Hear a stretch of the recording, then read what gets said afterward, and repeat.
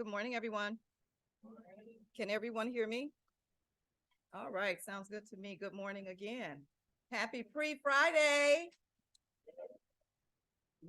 One more, right? Thanks, everyone. For anyone who doesn't know, I'm Sarathel Burgess Burnett. I'm the Deputy Commissioner, Children's Services Division. Very happy. And so I hope you brought all your smiley faces with you today. Come back, Mara. Brought all your smiley faces today, just in case you have not noticed. There's a videographer here in the corner. He's with City of Chicago, so he's actually videotaping our meeting today. So smile for the camera. So as always, we are never short on items to have on an agenda when we have an opportunity to be with you. So thank you for coming today.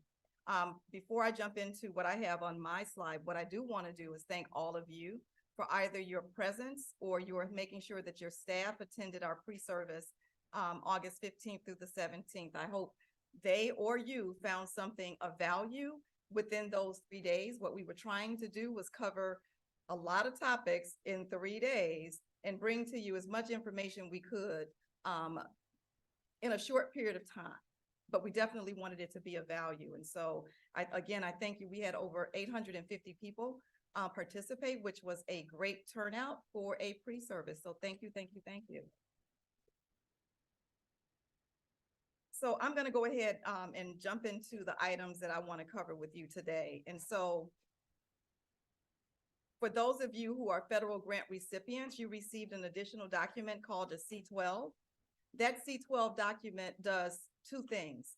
It incorporates our reporting policy that is in our SELS 2.0 and that we've reiterated in multiple meetings, including our Health and Safety Summit.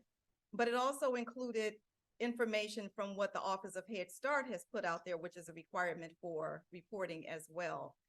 The requirement was for your leadership, your policy, and your board to sign off on that. And let me explain why.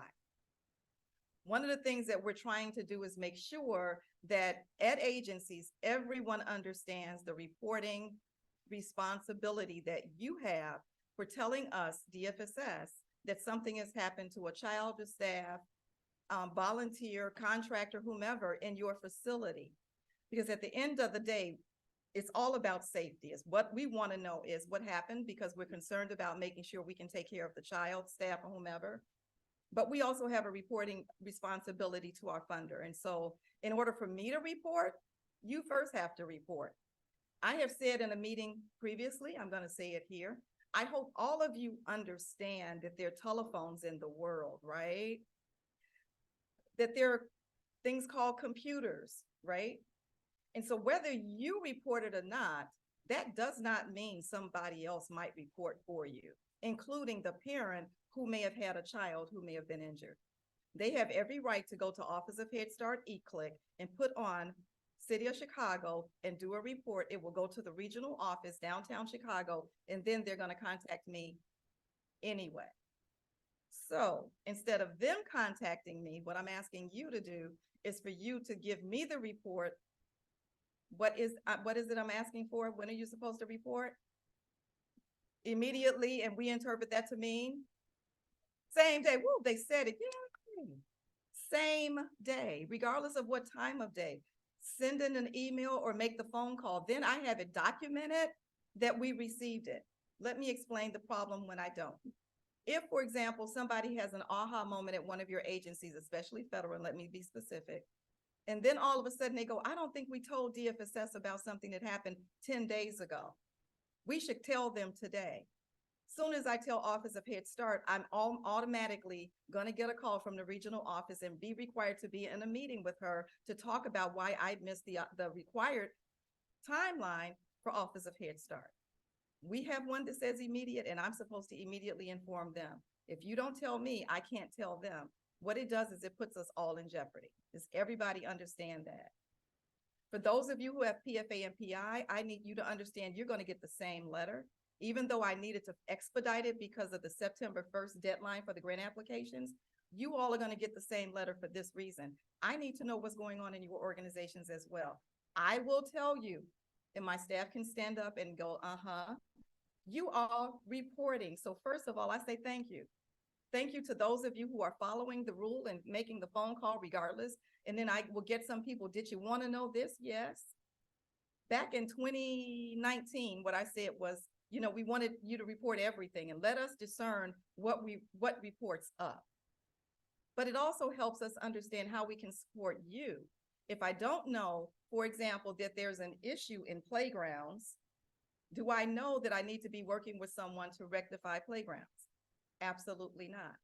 If I have agencies where there's constant trip and falls, then somebody needs to come to your facility to see, can we do something about what might be happening on the floor in your facility?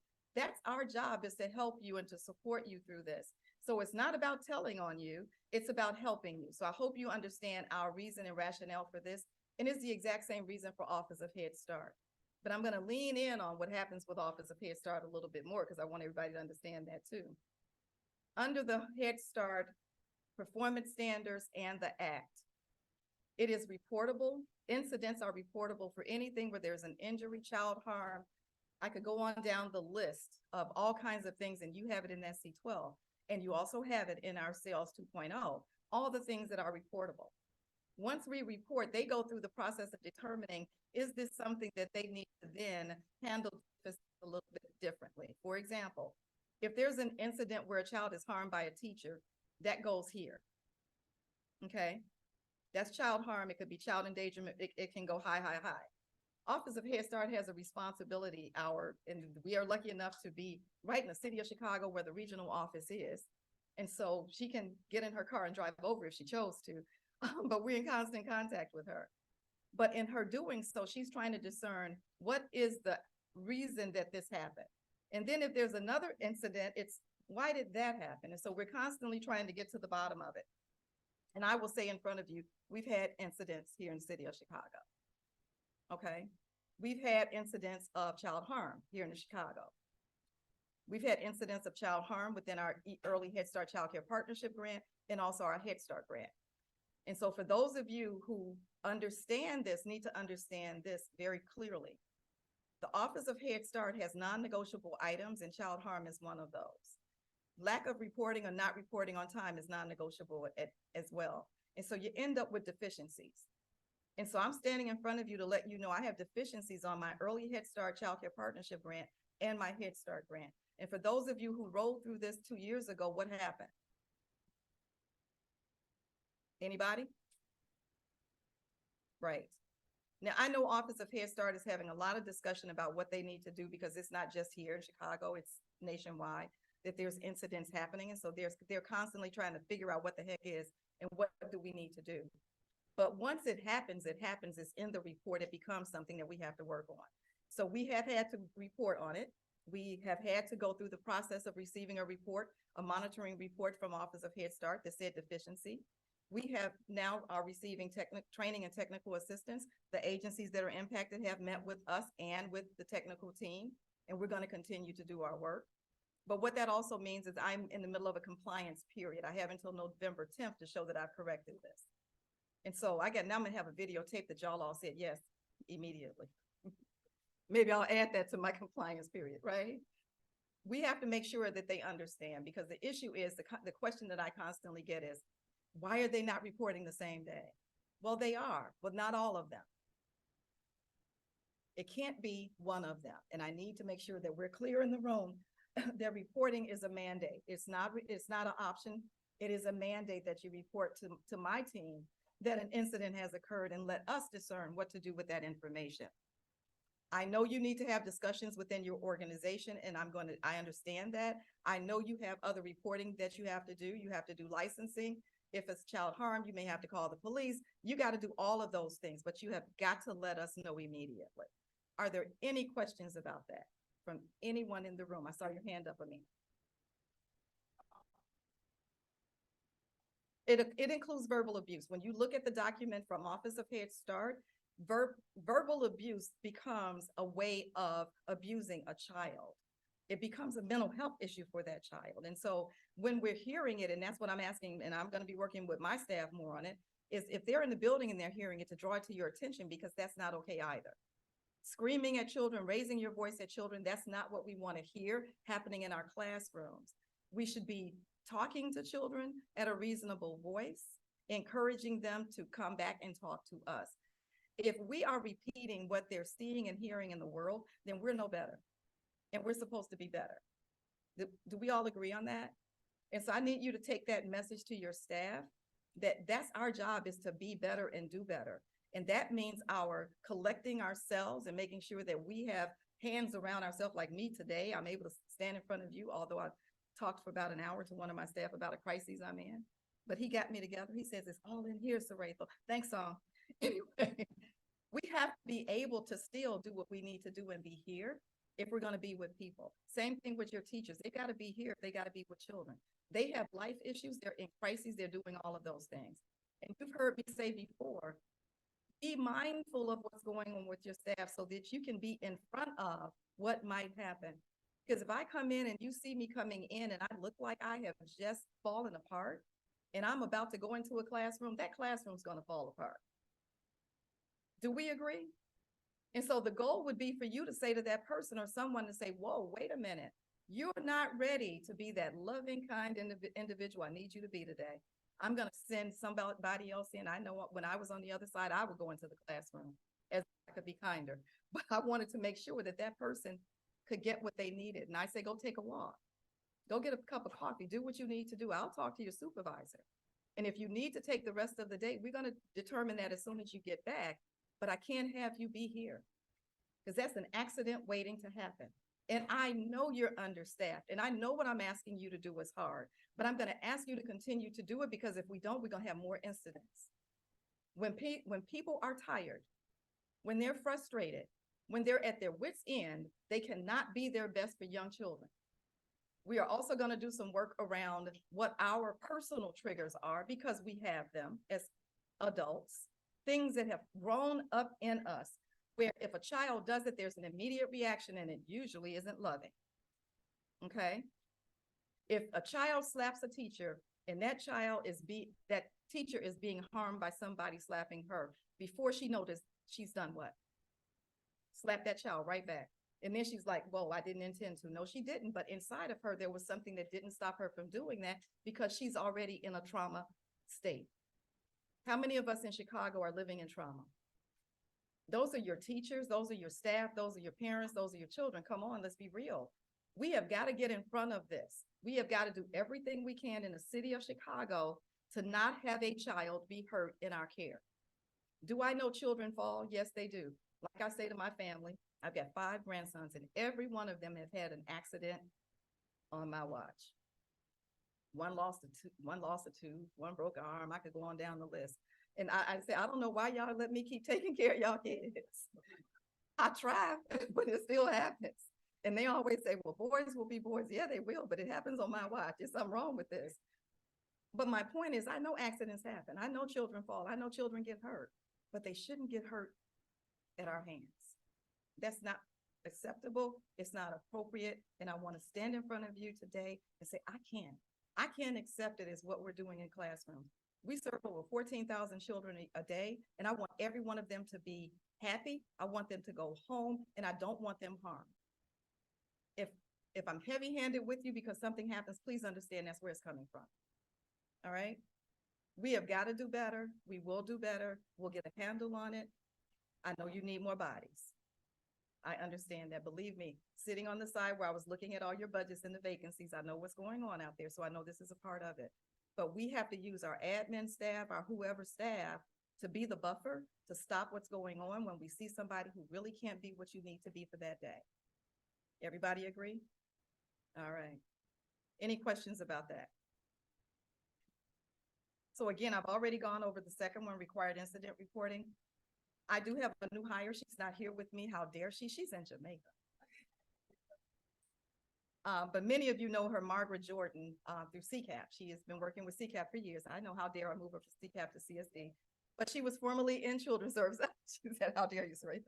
She was formerly in Children's Services Division. She took an opportunity to come back to the division, so she's our assistant director, and she's on our program admin side, so she's going to be able to give me some relief. Not that I don't want to continue to read your budgets, but I needed some help, and so I do have some help. In addition to that, we do have a manager who we anticipate starting on October 10th. So if I seem happy, it's because I'm getting some vacancies filled. And so we'll have some other people that we'll be introducing you to who are going to be working with you on the fiscal and admin side. All right. So moving on to what happens every year, there are federal reviews, right? We have already been notified. I mentioned it to all of you. We're going to have class observations. We were given an opportunity to ask for on-site or virtual. On-site or virtual. Which one do you think I opted for? I know you're looking at it, right? How many of you agree that I have to be for those 14 Head Start agencies, because it's just Head Start, that we would do virtual class observations? How many of you agree with me? Raise your hands. If anybody doesn't, I can go back and say we changed our mind. And that means the federal reviewers are going to land in Chicago and come to your wonderful classrooms and be in there with you for 3 to 4 hours. Oh, you want them to come? Oh, okay. Just want to check. No, and we decided that for 2 reasons. Number one, it gives us an opportunity to work with you. It also gives us an opportunity to do the virtual tape of your observation and then be able to send what is required, the number of them. All of the tapes that are done aren't going to need to be sent. All of them probably shouldn't be sent. So it gives us a little bit of control over this, okay? But I will say to you, based on the number of classrooms, we will have about 60 videos because the number of Head Start slots we have 1,249, I think, Head Start slots. And so percentage of that, they said we're going to have about 60 virtual class observations that we will send back to them. We have not been notified when we're asking for TA on it. They're working with us on it. So as we get closer, we will know. But again, we did opt for virtual, and I hope you agree. But I can't opt for virtual FA2. They will be in our house. They will be coming to your classrooms. We do have Head Start and Early Head Start up for FA2 and also EHSCCP up for a FA2, which means what we did ask for was to stay one year and one the next. Did get notification this year. There was a blurb in there that said, and you cannot come back and ask for something different. And I think they put that in there for me, because I usually get it and then I call and ask for something different. Blurb mine is different. So program year started when? For Head Start, September 5th, all right? For Head Start, September 5th. What that means is we will get a 45-day notice. We're not getting one in October because we haven't been notified. So yay, everybody, y'all better clap. We know we're not on the October list, and that's when they're starting, is the first round is October, that November or December. What we're going to be doing for FA2. But I will say to all of you, have we done an FA2 before? And we were successful. Can we do it again? Right, so I'm up there. But we will be working with you again. There is a new FA2 fiscal year 24 that just came up. We will be sending that out to everyone so that you will have the new tool so that you can read through it. And I need you to read through it and understand exactly what the reviewers will be looking for. It even gives you insight into the kinds of questions they will be asking. So I need you to read it. I need you to be talking to your board and policy, because that's a part of an FA2, is they will want to interview parents. They will want to interview board participants as well. So I need you to be talking about it. They know it's coming. All right. Any questions about that? Yes.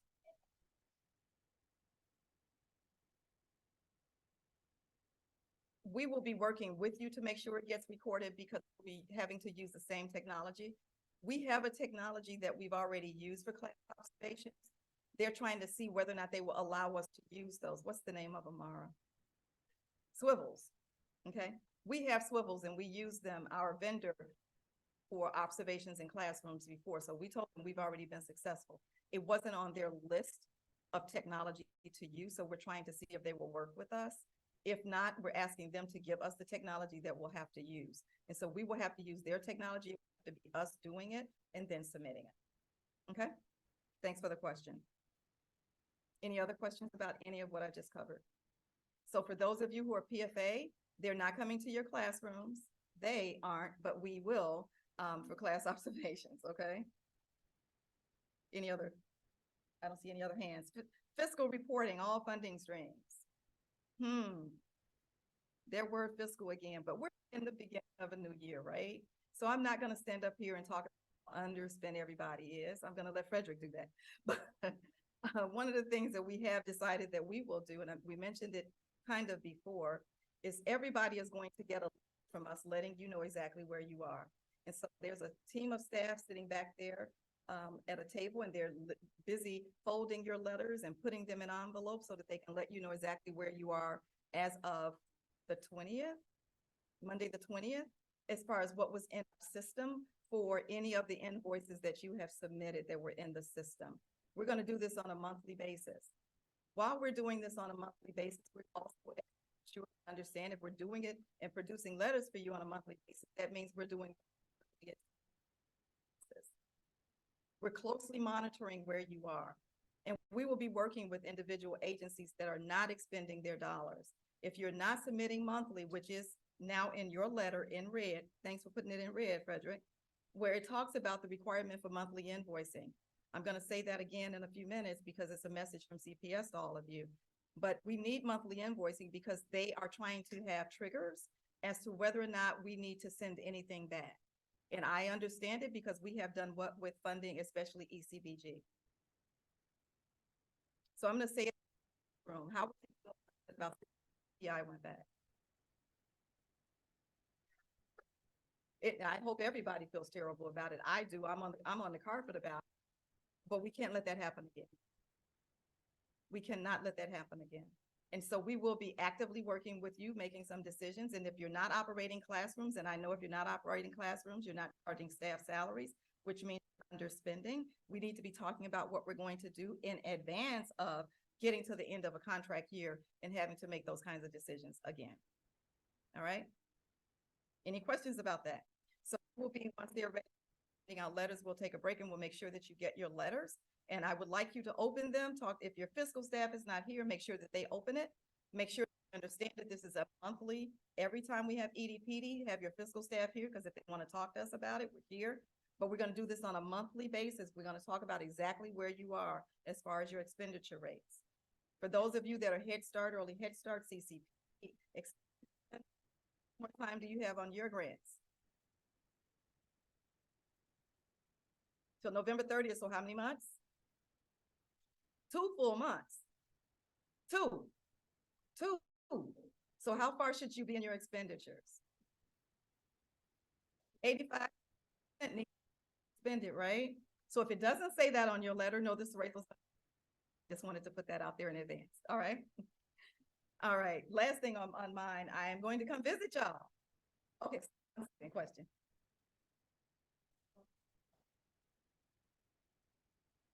Oh, back to that. Thanks for raising that. I just heard Pat wasn't. I was going to come back to that. But just one thing, I am going to visit. I want to put my feet in every site.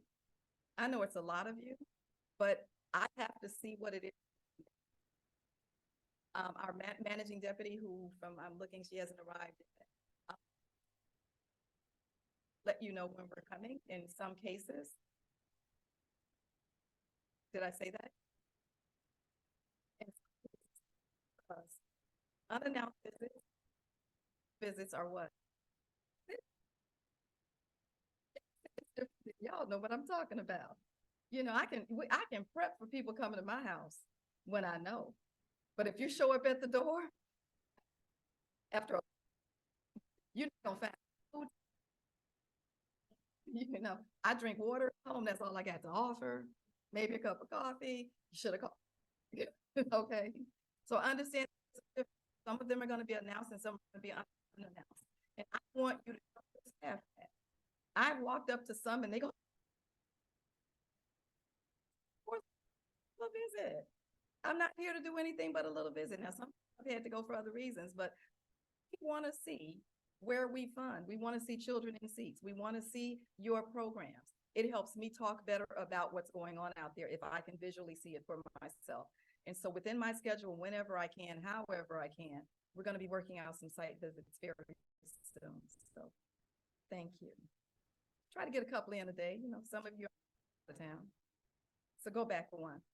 So go back one. So one of the questions was COLA for federal. You like your money. It was announced 5.6%, and you've gotten it. We have been working with Office of Head Start for the last several months trying to get that application through the review at Region 5. Last comment was Monday of this week, where she sent the grant applications back at one sentence in each of the 3 grants. We put it in because I haven't heard anything. But she's on the call with my staff right now, and I don't know what she's saying, but I think it's okay. Because she, when I told her I couldn't be there, she didn't say, oh, by the way. So I think we're okay now, which means get a notice of award. Once that notice of award comes out, we can send out those contracts for your COLA. You can then start initiating those grant applications back to us. So thanks for raising. In addition to that, how many of you have heard that there's additional state grant due to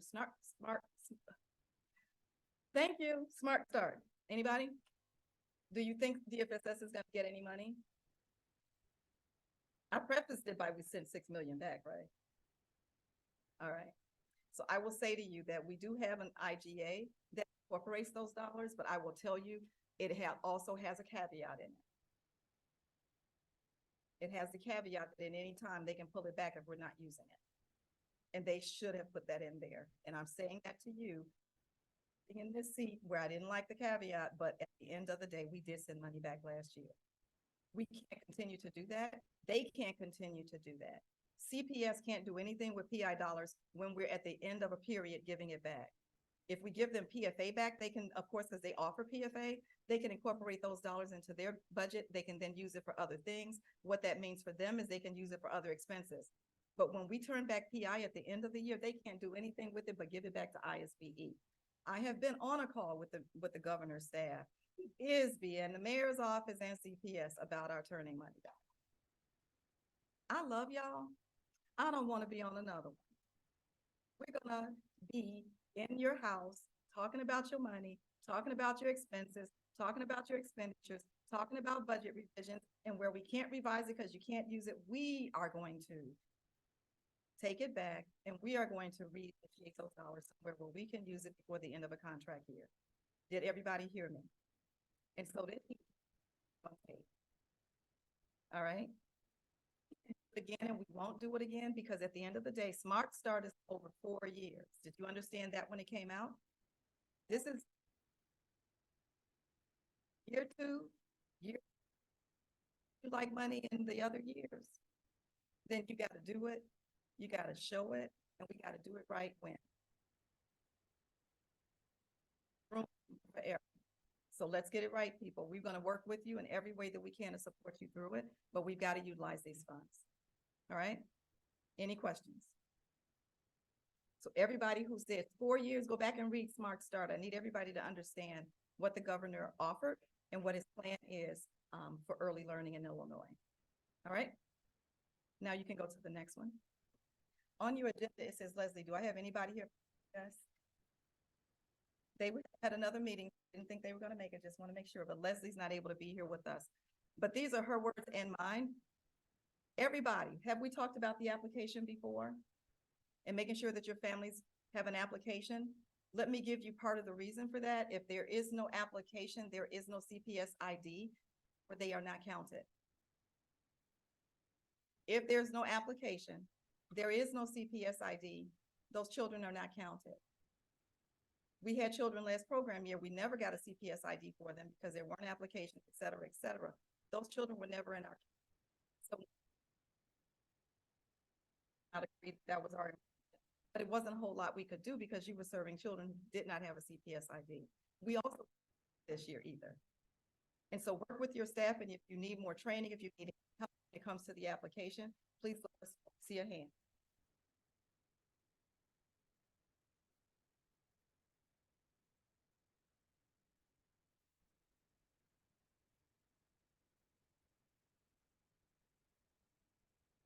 You're going to give us that information, and we're not going to be able to submit CPS.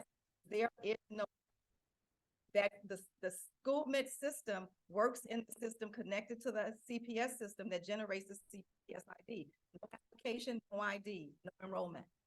Everybody hear me? About under enrollment and I'm looking at your budget, then all of those things are going to contextualize and come together for you. All right. But I need to make sure that, as it says, all newly enrolled families must use the Chicago Early Learning application, apply for your seats. The first, we can make sure that all children are counted. All right. Use your school min application. If you're not able to do it, then we need training so that you can do your decline and offers and capacity. I know there's some issues with that, and I know that needs to happen, and we will do some of that. Hand here. Yes, ma'am. I answered it. Yes, ma'am.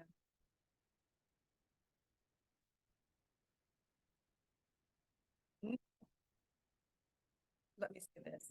99% of that answer is no.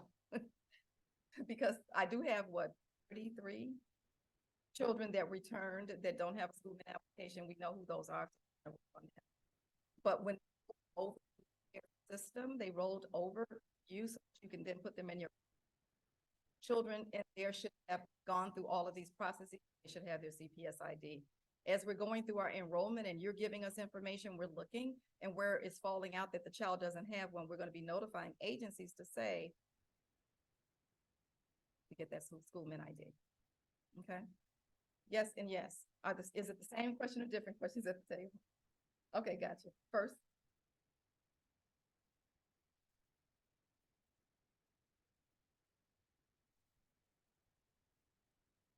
No. Oh, excuse me. Craig said yes. I'm sorry.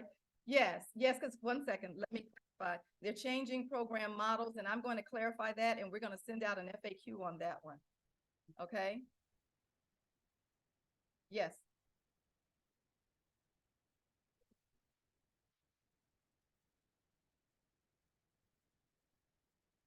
Okay.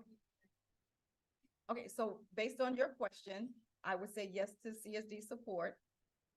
Okay, and you can let us know while you're here what kind of questions you have so we can direct you in the right place. All right. Anyone else? All right. Okay. We're gonna have to work with you because at the end of the day, not one of your children can count in my system because you're outside of my system. You're outside. Your children don't go through school. You don't use a school min application. I got your own thing going on over there. Not saying it's a bad thing, but please talk to me before you leave because we need to figure out what we're going to do about your children because they're not countable. They're falling completely out the system. Anyone else using Child Plus? Please talk to me before you leave today because we do need to come up with a system to make sure this works. All right. So regularly review your list of students. Make sure that you're going in and seeing if there are new offers. Make sure that you know if a child left and you have a vacancy, quickly move the child over and enroll them so that you can keep your enrollment staff. Sorry, continue to work with you spreadsheets because CARE, I love it, still isn't where it needs to be. But we still need to so they're still going to be reaching out with you, and I know they've already sent out those forms asking you to say yes or no whether or not these children are returning and still with you, and then we're going to that list so that we can get our report into CPS, which is due at the end of the month. Our first report is due at the end of the month. And so if my staff are reaching out to you, please respond quickly so that we can get what we need so your children can be counted in that first report. Any questions from anyone? Yes.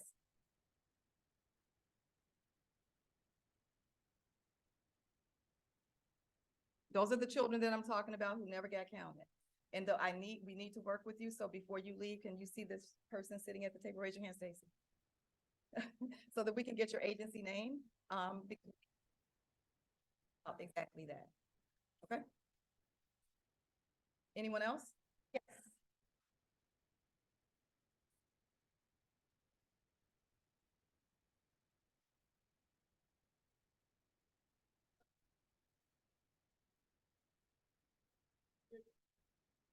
So I know. Right now, I know.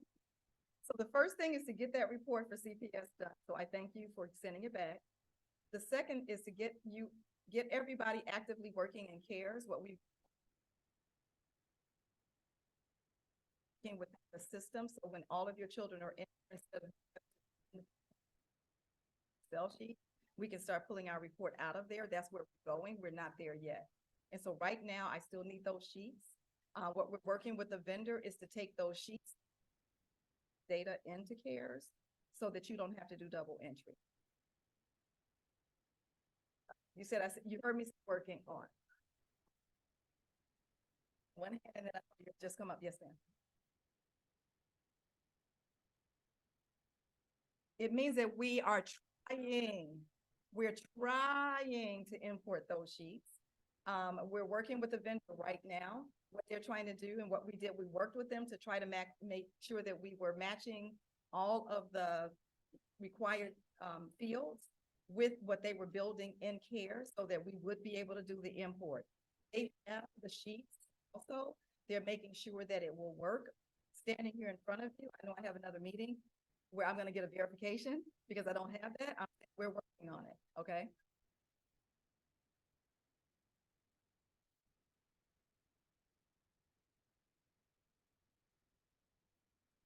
Absolutely. And if you go in, and let me say this, if you go in now and you already in there, you don't need to double entry.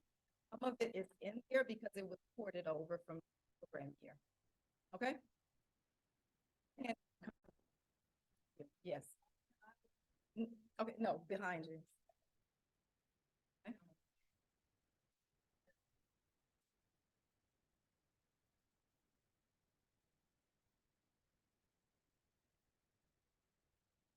Okay.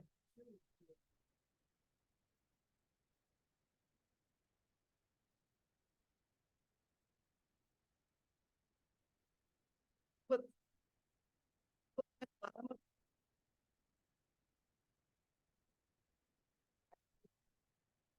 about, okay. Yes, ma'am. I saw your hand. No, because Family Child Care Homes has federal dollars. Thank you. Yes. Find an allocation.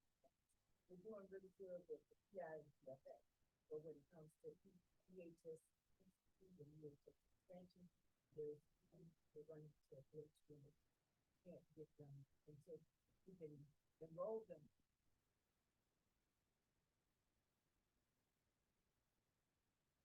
Could you give a note and Stacy and your agency name so we can follow up on what that glitch might be?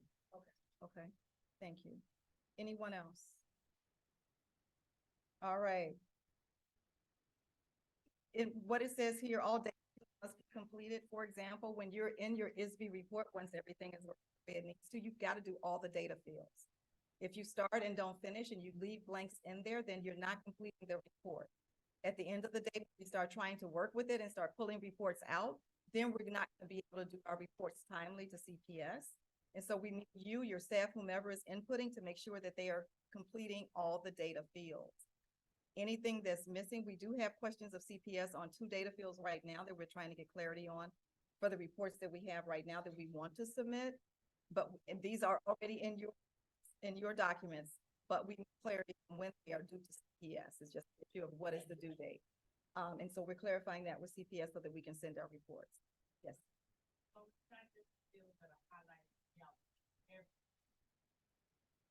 Craig? I got an answer. Sometimes I don't.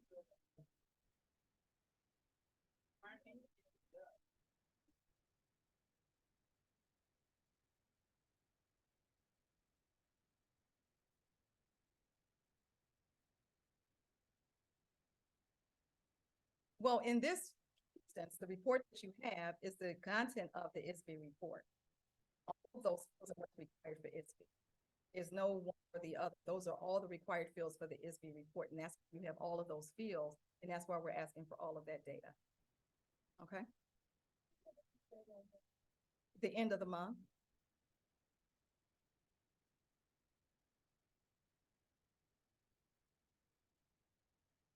Be nice, Craig.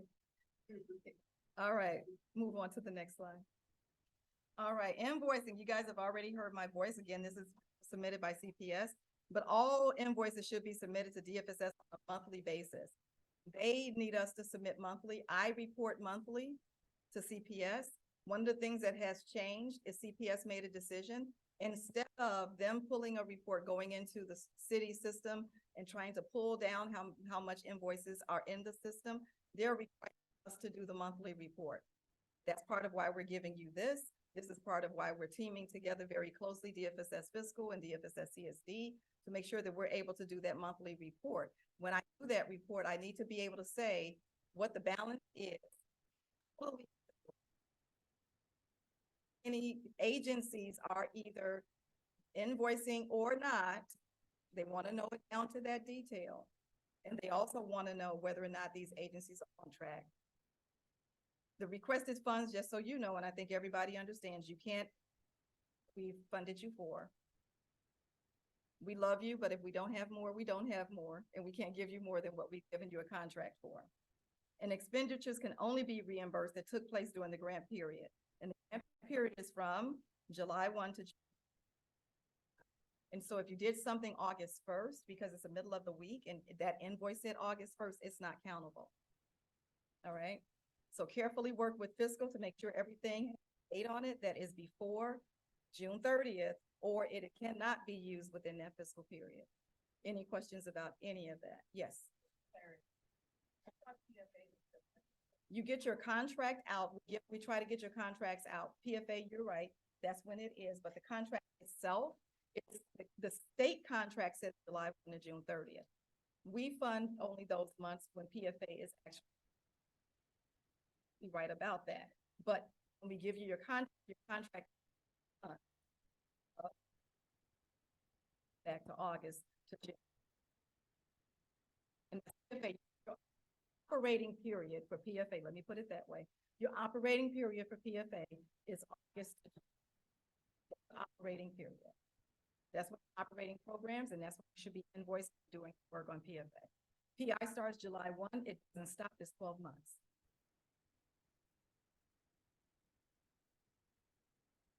I see a hand and whomever was about to.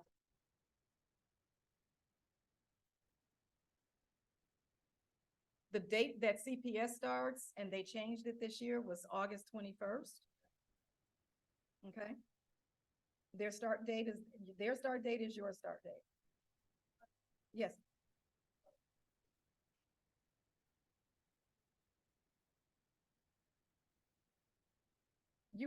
Did you pay them people? Okay, then you invoice for,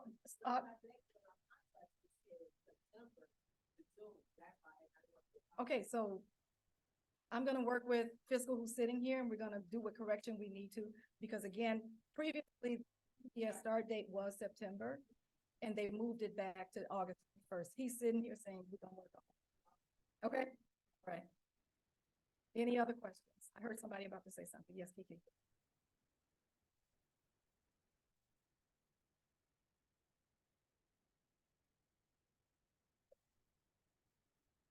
Let us work it out. Nothing's gonna bounce back, and we'll send out an email letting everybody know. Okay. All systems have to align. Almost, and it bounces back. Any other questions, anyone? So one thing, I know you're not happy with CARES, right?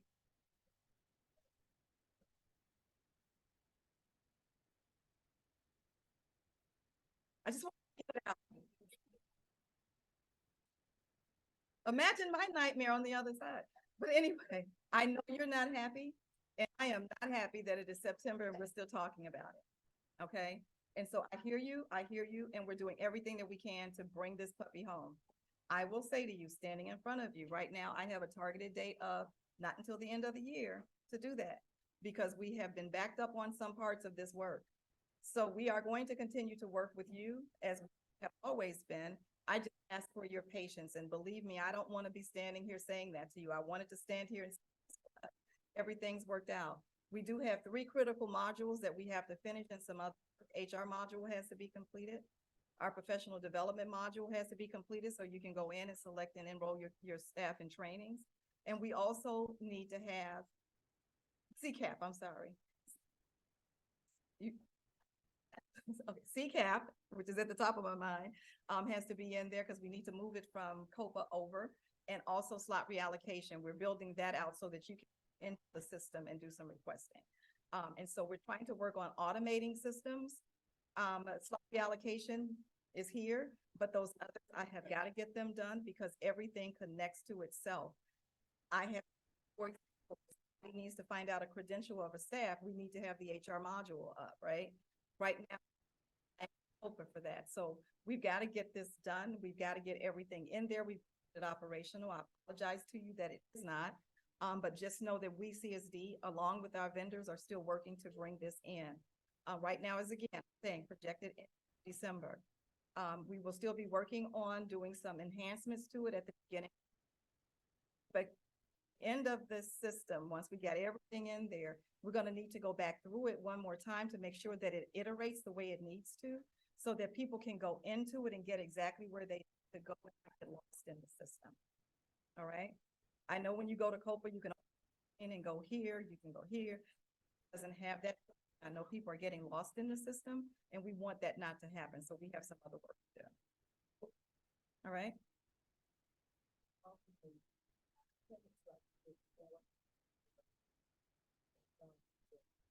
Yes, because Craig wants to do more of those.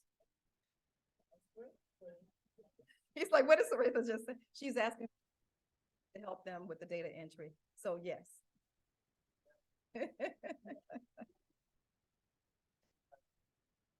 He's looking at me like, yes, Saritha, we will do that. Yes. That's what we're, yes. That's what we're working towards, is having in person. So one of the things we, right now, our vendor can do virtual, but we are going to have to take some of that information and do some not one-on-one necessarily, but in person, so that people can really get in and work through this system. And that's what we're working towards. Yes.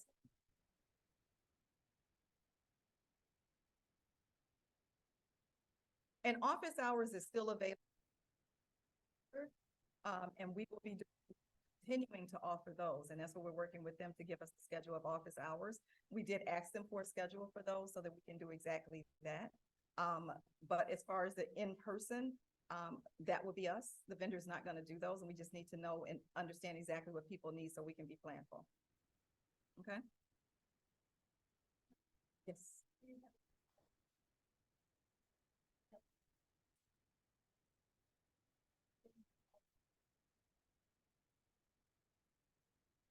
The enrollment functions are in there.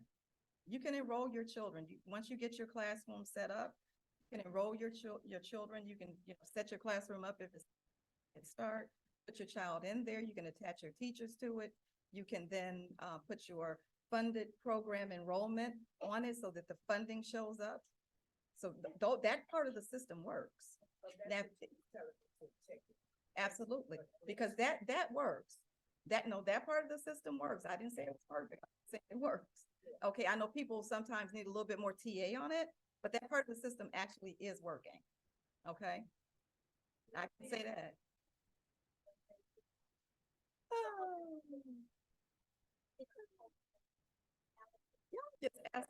Oh, not you want reports on top of reporting's on the list too, but we haven't.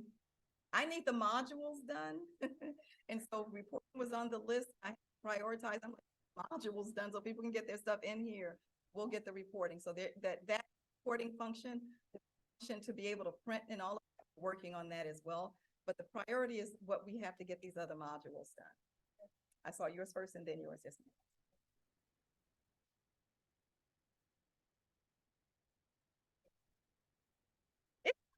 come on.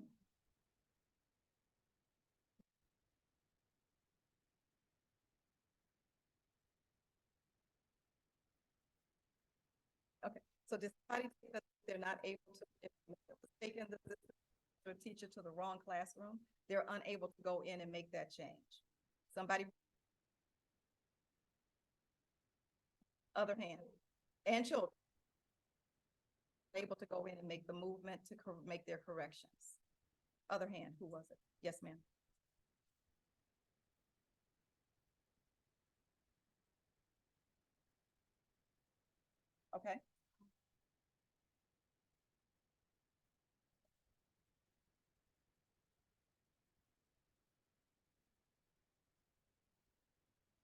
Okay, so we sent out information to help people with that, and if you're still with it, then let us know agency so that we can get some assistance, because we need to get those classrooms set up. So, again, please see Stacy sitting right here, so that she knows exactly who we need to triage, and help. And it's Stacy Lynn sitting at the front, right here, hands up, there you go, there you go. Any other questions? So the last thing I will say, because like I said, I know y'all know, the staff have index cards, and they're gonna pass out those index cards, and we're asking you for your issues.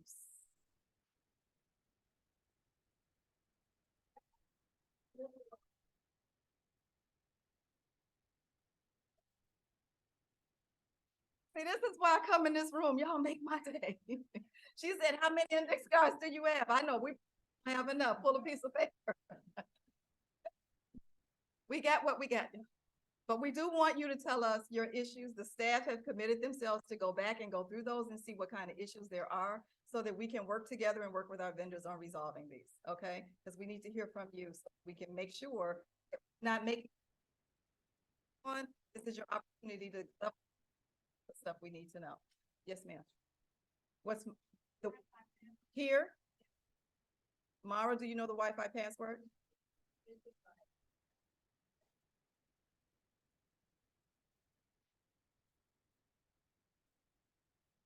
So CCC, CCC Wi-Fi, it will individualize, it will recognize you, information into a code so you can access it. It's not just not,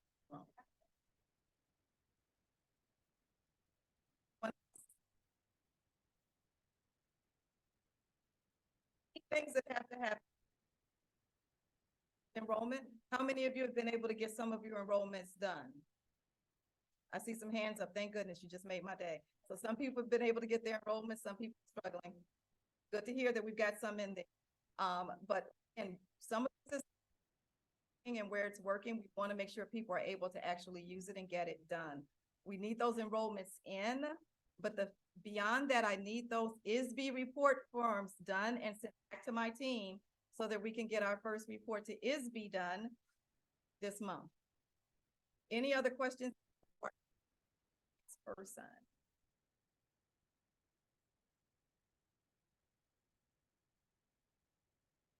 Thank you. Sheree.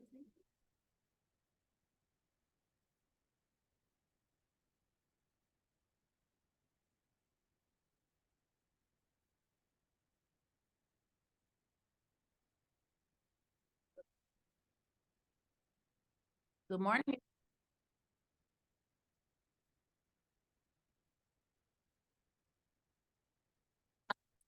I'm tall. Can I take this?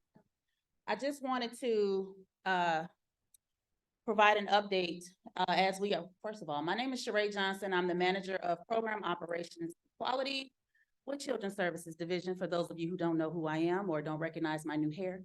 But I just wanted to provide you guys with two quick updates. As many of you know, the city of Chicago is the receiving city for new arrivals that are arriving from various countries throughout the world. Most of the new arrivals are from Venezuela. The city of Chicago has been receiving multiple buses from various states where the new arrival families have been coming into Chicago. DFSS is the social services hub for the city of Chicago. DFSS and other entities have been assisting the new coming into the city. So, the 7 buses. We have hundreds of Chicago shelters that DFSS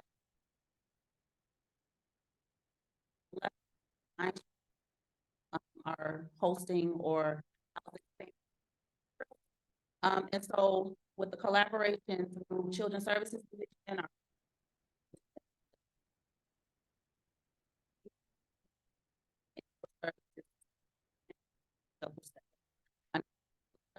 few months back were saying, well, those are babies, you know, I want to recruit, let us come and recruit. And we heard you. It is not that we don't want you to recruit, because absolutely, we know of at least 300 children age 0 to 2, about 400 children age 3 to 5, and upwards, the numbers go upward and upward and upward. That was data as of last week. Again, buses come in every week, so we know that those numbers have increased. And we are working to place those families in not only quality early learning settings, families are coming in with broken bones, open wounds. Some of them have some legal issues, so it's beyond early learning. So I just wanted to give you guys an update that yes, we are still working with those families. I have reached out to a number of you regarding your recruitment efforts. We applaud you for your recruitment efforts that you've spearheaded on your own. Others, we are reaching out to you. I've been reaching out to you in batches, because though we know these children are in shelter settings, we also know that space is limited. We also know that though we may have a mom who has 3 early learners with her, right? Potential early learners. We can't force anyone to do anything, right? So what do you think the answer is? Even though we're approaching with our biggest smiles and best efforts, what do you think mom is saying when we say, you want to enroll your child? What do you think the answer is? No, I don't know you. I don't trust you. So it takes time to build that trust, okay? So I'm asking all of you, if you have any questions, you know, most of you, maybe all of you, have my direct line in my email address. You're welcome to reach out, but we will be continuing to do targeted recruitment invitations. We can't invite everyone all at once, but we are targeting those CBOs that are closest in proximity to these shelter locations, because we know a lot of the families, of course, they're not driving, they're walking. They may not even have access to a Ventra card, you know, so the shelters are providing them with a number of services, including transportation if they can. But I just wanted to provide you guys with an update regarding where we are with new arrivals, and we will be continuing to send out a recruitment invitation. So let's say that I extend an invitation to you to come to recruit, right? And you're like, well, I'm not interested right now. That doesn't mean we will never extend that invitation to you again. Again, you're welcome to reach out to me if you have any questions regarding that, but I just wanted to give you a really quick update on where we are with that. Are there any questions regarding new arrivals? Great. Oh, wait, go back. I'm not done. I got a second bullet. Okay, and I just also wanted to, how many of you attended a DFS? Oh, I'm sorry.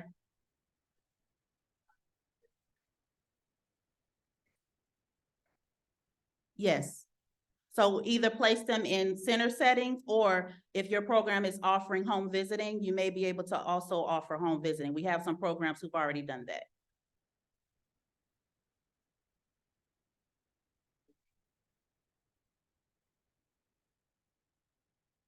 Yes, but there is some wiggle. So her question was, are we going to provide guidance on what their requirements, eligibility requirements are, such as having a birth certificate, physical, things of that nature? So these families that are in a shelter location are deemed as homeless, right? So we will treat them as we would any other homeless family. So there are mandates and policies in place that say that if a family does not have a birth certificate, if a family is struggling to have their documentation. You may have a family who is a city resident, but they fled due to domestic violence. They may not have their documentation readily available. We're asking you to work with those families to get that documentation.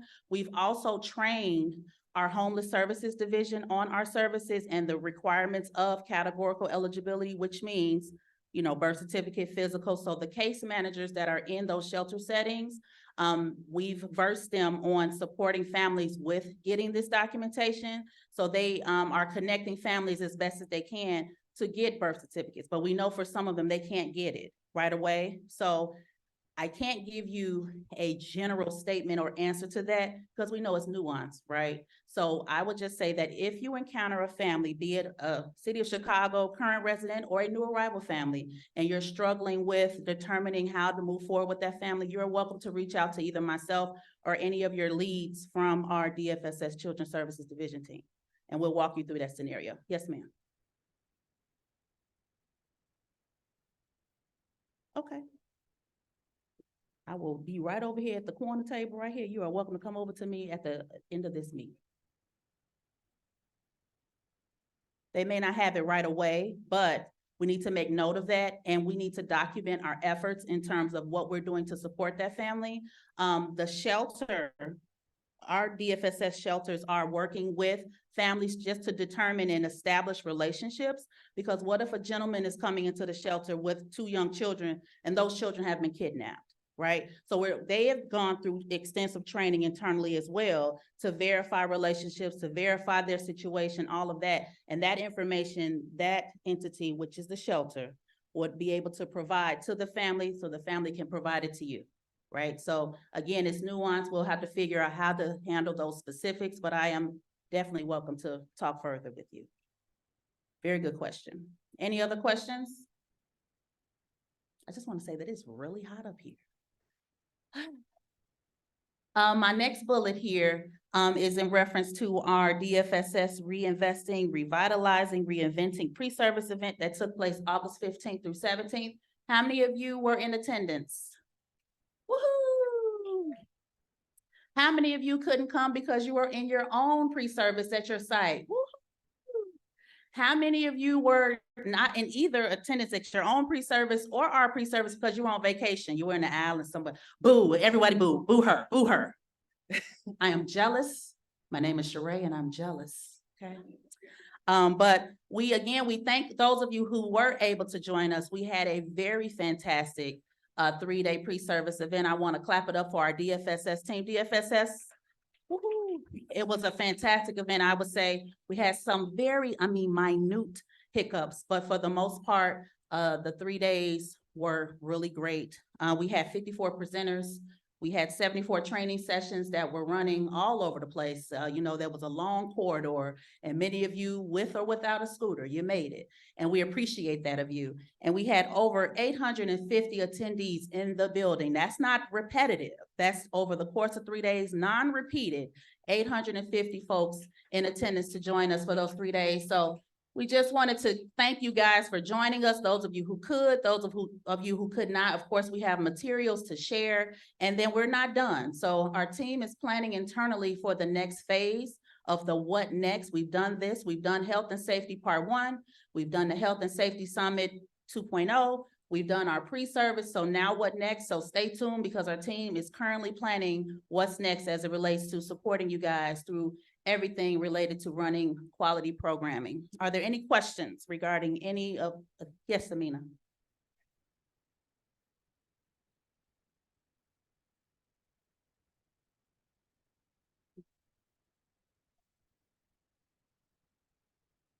Sure.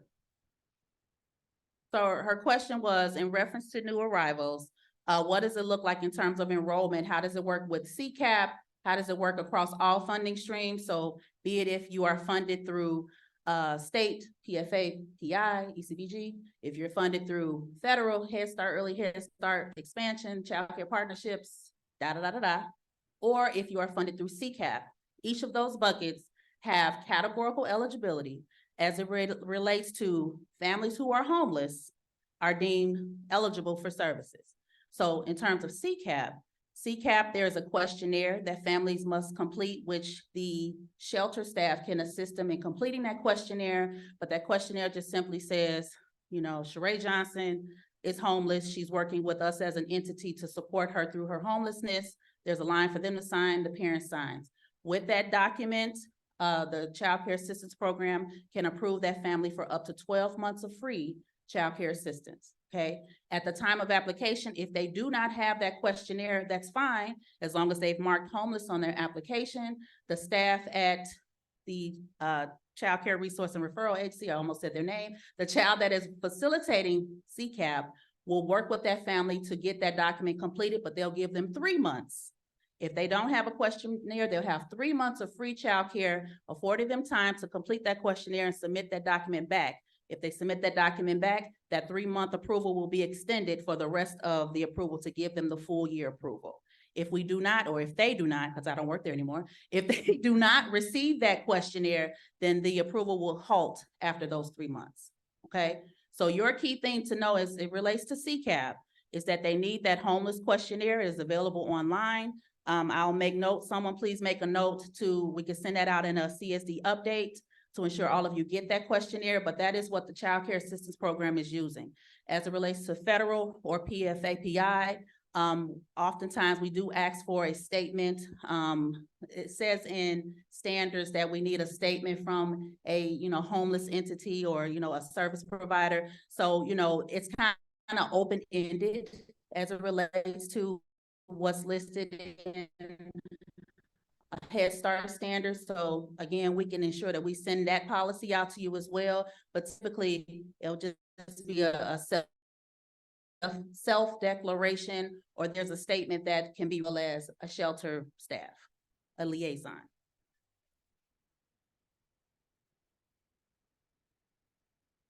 Third-party verification, yes, ma'am. Yep. And that is what can be placed for those of you on the federal side. It also can be noted in the child file, all child files across whatever funding you receive. For CCAP, it'll be noted on the application. It could also be noted in their case notes in their internal system. Yes.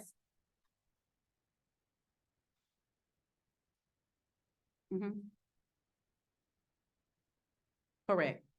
Because with the questionnaire, they don't have to be working, they don't have to be in school, they are homeless. And so we've deemed them as categorically eligible because of homelessness. So they don't have to be in an activity. After 3 months, if they don't have the questionnaire, let's say that they do find housing and they're no longer deemed homeless, then they would apply as a typical applicant to the Child Care Assistance Program, which there are other type of searches and things, job search, some other leniency that they can assist them with. But I would encourage those families, if you allow your case to end, you typically have 30 days to do something. So if your case ended August 31st, you have until the end of September to do something. You have a 30-day little grace period, wiggle room to do what's necessary to avoid a lapse in child care services. Yes, ma'am.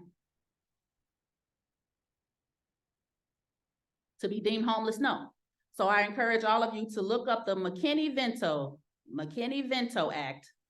The true definition of homelessness does not mean that you're in a shelter. Most folks don't even know that they're homeless, right? So I'll ask you, are you homeless? I can say, no, I live with my sister. But the true definition of McKinney-Vento says, if you are couch surfing, so if at any point you are threatened to not have shelter at any point, you are deemed homeless. If you are staying in a hotel, I had someone tell me, are you homeless? Oh, no, we at the Motel 8, we good. You're homeless because you're in a hotel. Even if you're opting to be there, you don't have adequate shelter.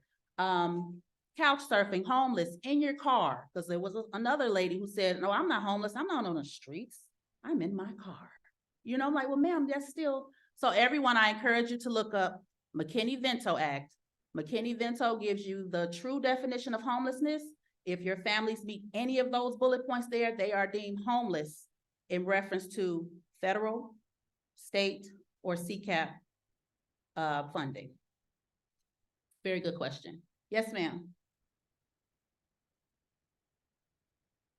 It does also apply to two-parent households, yes. It is a family.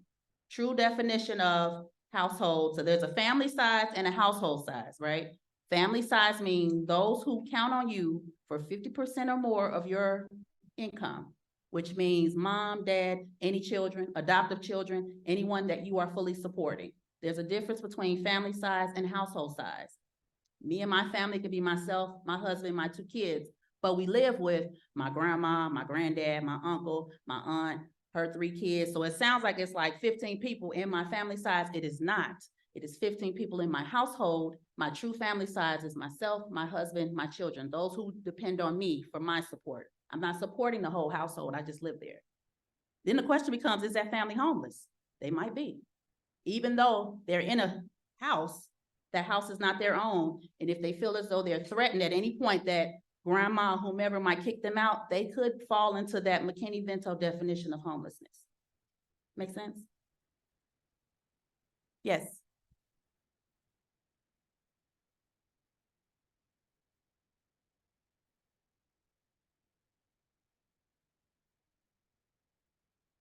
Yeah, so her question is, there's a family who is staying with other family members, but they have mail coming to that address. So, you know, to the police, you know, they may say that, oh, well, we can't do anything if we were trying to evict, right? Well, that person lives there because they received mail. But again, McKinney-Vento doesn't say that. In reference to your programming, in reference to your funding, in reference to the true definition of homelessness, I encourage you to look at what McKinney-Vento states, unless it's been updated. I don't recall it saying anything about unless you get mail there. It's flat out, these are your bullet points. Eviction process, you know, that's a whole nother gambit. That's just something totally different. Legally, you can't, no, that's outside of, I think, all of our scope of work, all of our scope of work. I'm like, it sounds like we need to talk offline. But that's, you know, that's something totally different outside of early learning and in reference to what we're doing here. Yeah. Any other questions? I feel like I was being drilled. I wasn't ready. I think I did good. Thank you. All right, I'm gonna turn it over to our next presenter. Ken, are you here? Oh, there he is. Thank you, everyone.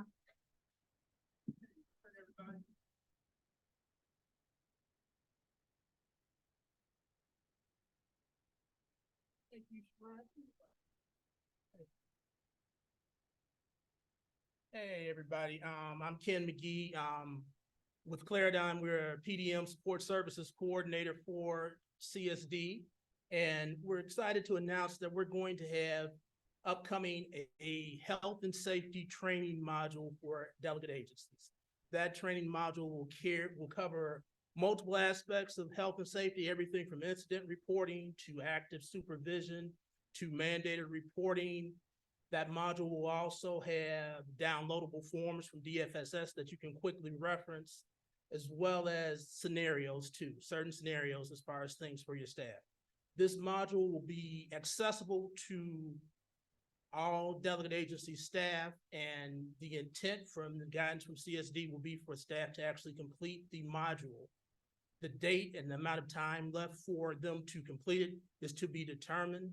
The module will be available for them 24 hours a day, and they will have access to the module for the whole year. So in the event of things like what Saratha was talking about earlier about incident reporting and people not necessarily remembering what they need to do, those type of things, there will be additional guidance to serve as additional support for them.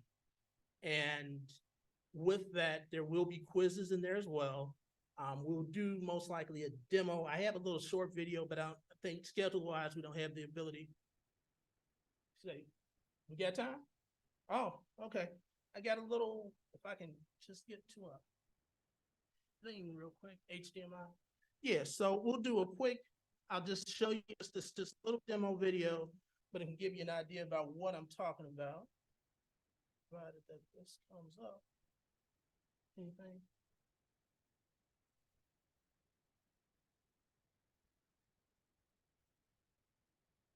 I just pulled it HDMI. Thank you. This is me, yeah.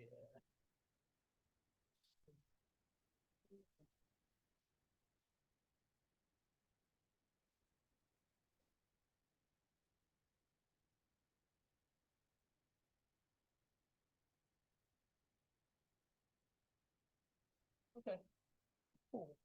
This is just a short piece, but just to give you an idea about what I'm talking about.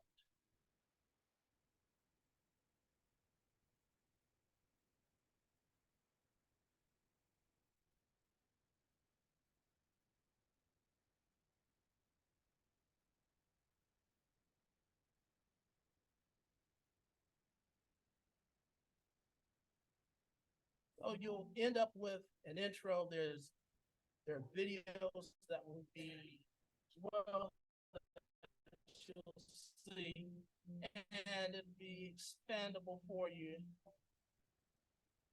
Things like what number to call for child abuse. You know that everybody's a mandated reporter, correct?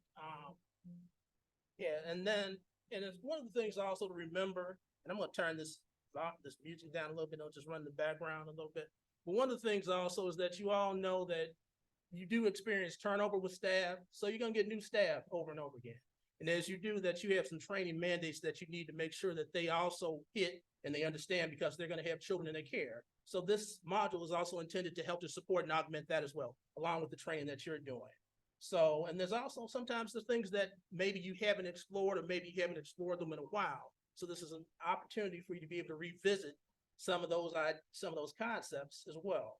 So the way the module will be set up is that you're going to go at your own pace, and you also have a lot of the modules will have not only just for you to be able to read it, but also audio. So if you need to put it on in your car or something like that, you'll have that ability as well, right? So in some places, we're also going to highlight things like responsibilities for DFSS, because sometimes that can be a little bit murky as far as for folks understanding what do I need to do for the department. So that's one of the things we want to make sure also that's reinforced, as well as some basic things that maybe is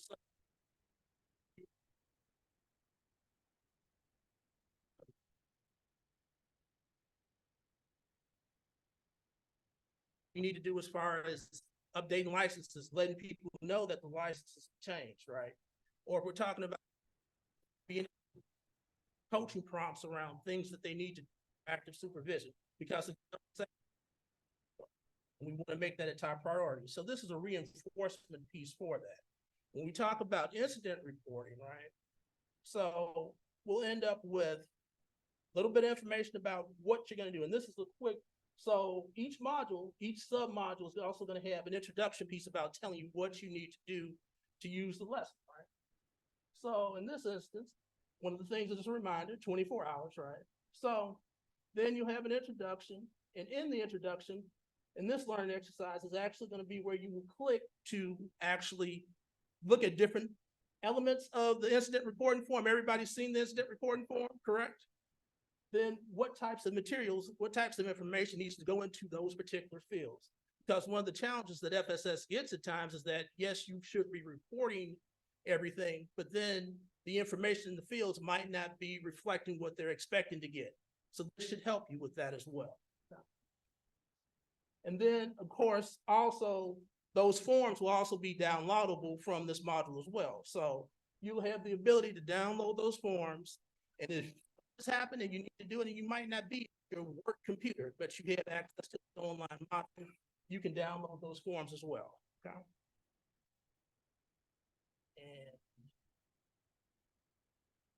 And also there will be guidance that's been given from DFSS that sometimes folks might have had it in the file. They might have put it someplace that you can't find it. Well, what did they say about the health and safety reporting requirements? You can refer back to that. There will also be a glossary there too, because a lot of times in early childhood, especially with Chicago Early Learning, we use a lot of acronyms, right? And when you think about, I don't really know what an X, Y, Z is, right? You'll be able to have a place to refer to that as well. So there'll be a glossary as well. And especially, again, thinking about that, you go through a lot of retraining, right? As well as with that retraining, you should be using, I would suggest strongly that you have your parent policy committee, as well as your governing body, go through the module as well, because they need to understand the mandates and the requirements for you when it comes to health and safety, as far as accountable for.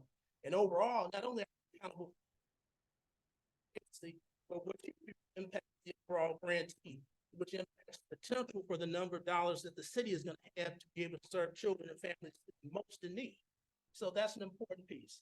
There's also going to be some DCFS guidance as well, downloadable brochures, which is too, because you serve, be there.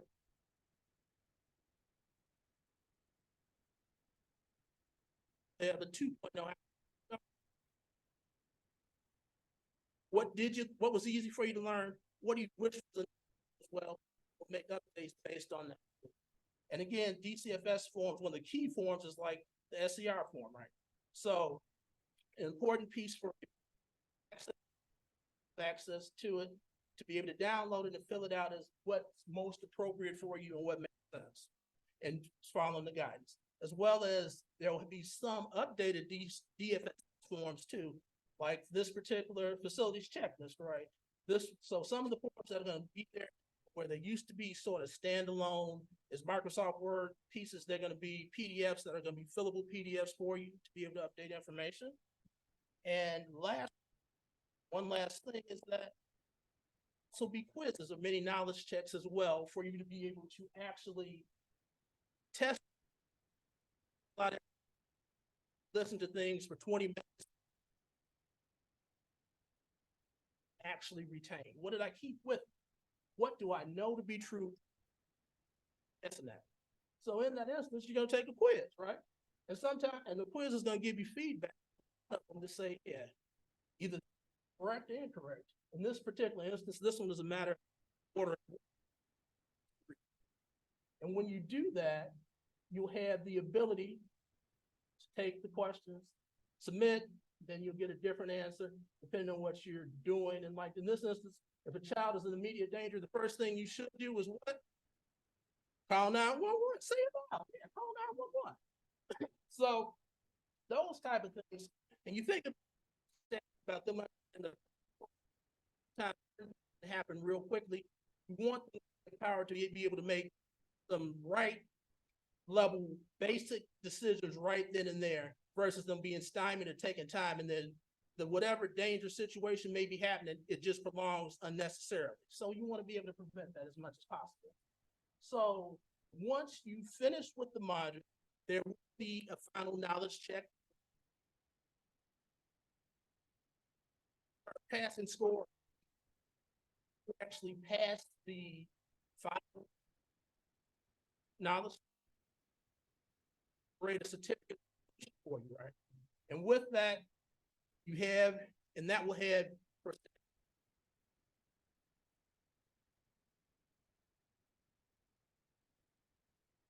certification 1 year.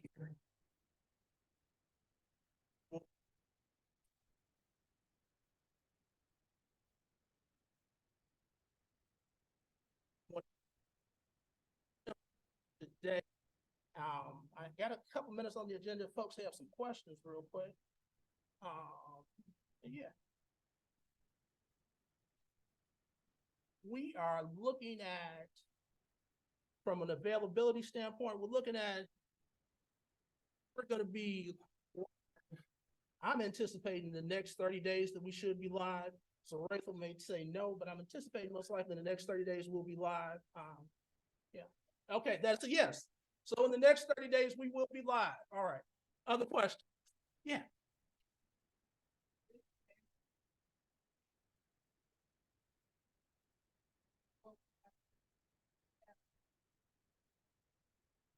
This will be an additional module, yes. Yeah. Question? You will be emailed a form. You'll get a link to a form where you will sign your staff, and some basic elements we're going to be looking for is first name, last name, agency, ID number, and potentially we may also be looking for the role that, a general role as far as what staff members actually signing up to.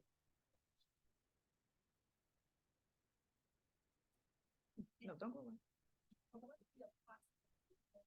I think the training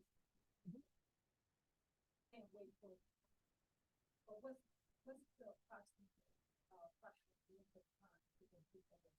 Always have time based on what you do, you can finish it in 30 period or. Yeah, absolutely, absolutely. Yeah.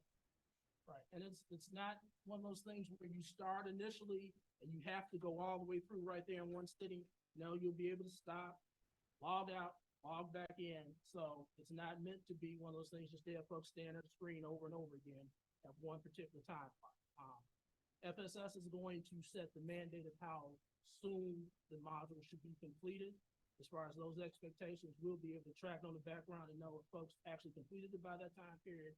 But and then, and there's one other piece too.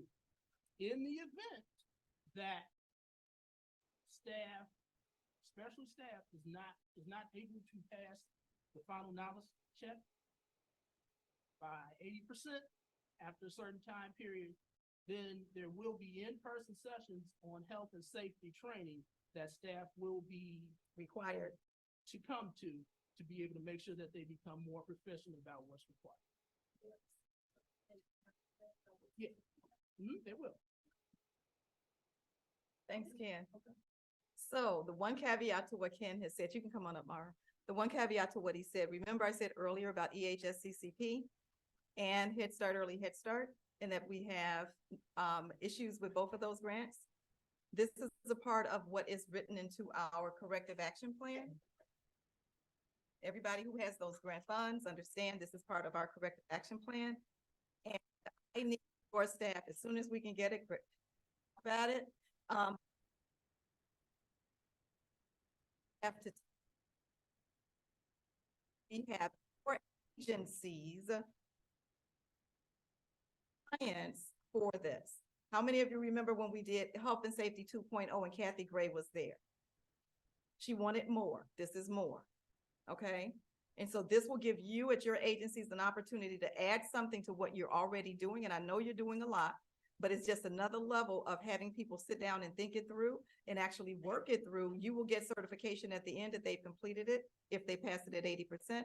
If not, they are going to be required to take training because you need to know that they know what it is that they're required to do in your classrooms. This is another level of us working with you to make sure that we are not missing a step, okay? November 10th is the deadline date that I have to have everything in compliance, and so I'm not going to give you until the 10th, okay? And we're going to work on how we can get some things up and going for you. Yes, ma'am, I see your hand up. Yes.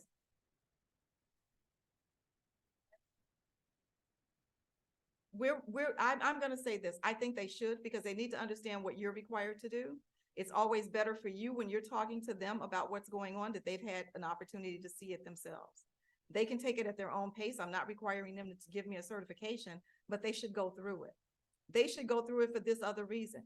When we do an FA2 and they have a governance body interview and they ask them, do you know anything about that health and safety training the DFSS has? You know what we want them to say? Yes, and guess what? I took it too. It's going to mean a lot to the region to hear that they were that invested in you, okay? Any other questions about the training? I just wanted to give the caveat, but for some of you, we're going to triage it soon because we really need you to get them, and I know you've got numbers of staff that we want to get through it. Yes, ma'am. It's going to be for everybody. I want everybody who is funded by DFSS, Children's Services Division, regardless of funding, to go through it so that you have in your documentation that they understand all of these things at the level that we need them to. When you hire new staff, what we're asking is this is a part of your onboarding process. You have other trainings that they have to do. We want and need you to add this, and we're going to send you something that says that. Adding this to your onboarding, new hire process. Have them go through this when they first start. Let them understand this when they come in the door. Don't, 6 months later, not necessarily the best time, but when they come in, make sure they do that. Okay, and you'll be getting our policies and procedures around this. We're also updating Sales 2.0. This will be included in that as well. All right, so thank you, Ken. How did you feel about what you saw? Thank him and his team. All righty, oh, you're welcome. Thank you. I'm just gonna say 2 things because I know I'm gonna have to run toward the end. We have active RFPs out there. RFPs for support service programs are just like what you just saw. Claire Dime is one of our support service coordinators. And I'm going to say these, and I thought I would bring the paper with me and I didn't, but I know health and nutrition is out there. Dental is out there. Mental health is out there. Transportation services, doula services, family community outreach. Did I miss one? PDM, program design and management. The support, I'm sorry. It's not live yet. It's coming, or is it live? Well, okay, professional development is live as well. So our support services go out as RFPs, just like your delegate contracts go out. And so we've been working on 11 support service RFPs around all of the other work that supports all of what we do with you. And we're looking for individuals like Claire Dime to apply for those grant applications, putting those through, and then we go through the awarding process with those as well. All right. Any questions about any of that? I had one other note on my paper that I was going to say. What else if anybody can read my writing back there?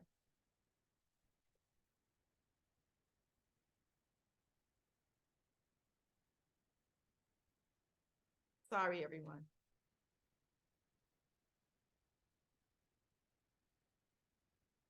You can go to the next slide, Mara. You can come on up. Oh, I know what it is, sorry. Everybody is going to get a document that I'm asking you to fill out. When I'm sending out information from my office and from my email, I'm getting bounce backs. So I know that you have had some staff changes in your leadership. That means I need leadership, CEO, executive director. I need your fiscal person. I need your program people. And if you have additional program people at sites, I need the leadership at your board, and I need your policy person. I'm gonna need that information completed and sent back to me. It wasn't ready today, so I don't have it to give to you, but you will be receiving it via email to those of you who have good emails that I know are working. I'm gonna be sending it out so that you can send it back so we can update all of our data systems. Like I said, I'm sending out information and I'm getting bounce backs. And I know, and some people are good enough when they leave your organizations, they say, I no longer work there, please contact X. And some people just said, I no longer work there. And we don't know who the person is who replaced them. So we're just gonna update everything. So I'm asking you, we'll be asking you to fill this form out and get it back to us. Whether it is current or not, just put the names of all of the positions listed on the document and just send it back. Maybe you didn't have a staff change, but I just wanna make sure that we have the documentation across the leadership of your organization, your board, and your policy. Any questions about that? All right, turn it over to Frederick. Good morning, everyone. Good to see so many people here today. I think this is the most packed crowd I've seen since I've been coming. So that's a good thing to get this message across, okay? We've been talking about this. So I want to go over the expenditure rates. We'll start with the federal grants. We have the Head Start at 46%, the Early Head Start at 38%, the Early Head Start CCP at 39%, and the Early Head Start expansion at 37%. But we should be around 75 to 83% on these. So we had quite a bit difference there. The next slide. These are the state grants, which we just kind of started. So we're at 1% with ECBG, 3% with CCAP. We should be around 17 to 20% on these. So please get those invoices in monthly. Some finance department updates as it relates to the federal FY23. Invoices should be submitted through August of 2023. COLA award information is pending. Final budget revision and invoice deadline will be communicated upon COLA notice of award from the funder. It is imperative that your invoices are current through 8/31 now to avoid influx of voucher submission at the end of the budget period. With the federal grants, FY24, the grant application has been submitted. Upon funder feedback, please be sure to respond to requests within 24 hours. As it relates to childcare, FY24 contract notifications were distributed on September 15th. Please provide all contract document requests by September 28th deadline, so the budget processing is not further delayed.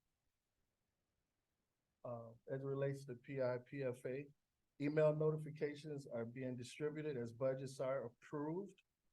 Less than 10 PFAs and 10 PI budgets remain in processing. All others have been approved for invoicing. PI, if your PI budget has been approved, submit all July, August invoices as soon as possible and monthly invoices thereafter. With PFA, if it has been approved, submit your August invoice as soon as possible and monthly invoices thereafter. Monthly invoice submission and utilization will be closely monitored. That's why we're giving out the letters at the end of this. Underutilization and or failure to submit invoices monthly can result in loss of funding. iSupplier, please ensure your insurance is up to date. Expired insurance will hold up contracts, invoicing, and payments. It's iSupplier training and reference material in your handout, new site form requirement, other materials. Your finance contacts, as relates to your federal grants, it'll be Laverne Coleman, Teresa Lopez. Your corporate RTL is Laverne Coleman, Teresa Lopez. Childcare, Selena Ruan. PI, PFA, Laverne Coleman, Teresa Lopez. Oh, yeah, that was the end of my. Ms. Brooks, are there any questions? Okay, Ms. Brooks. Every slide, right? All right.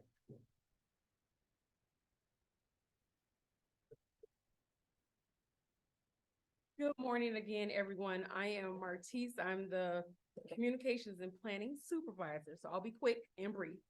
So as you know, all of your delegate agency letters of certification and your parent committee tracking forms, they're due October 2nd. So I know you've been doing your elections and we're looking forward to those. So please email them to the sales planning email account as well as your DFSS content lead. And if you're not sure who that is, please see Elaine Millsap Parker in the back to figure out who that lead is. So we will be having elections November 21st. So your current committee will eventually change over in January. We'll start fresh with our new group of parents. How many of you are not receiving our CSD updates? So that means you get all communication, you know what's going on, right? The problem that we see is that sometimes we get bounced back, like Saretha stated. So if you have any staff changes, like for your CPPC contact person at your agency, please let us know so that we can update that accordingly. Not sure if your agencies are aware, but the state of Illinois is issuing disaster SNAP for families who are eligible. If your family is not eligible due to them already receiving SNAP, they cannot get it. However, you, as an employee, as an employer, you are eligible to receive SNAP. This does not go against your income. So you can go to your local Family Community Resource Center and apply. And they're only doing this September 25th through the 30th.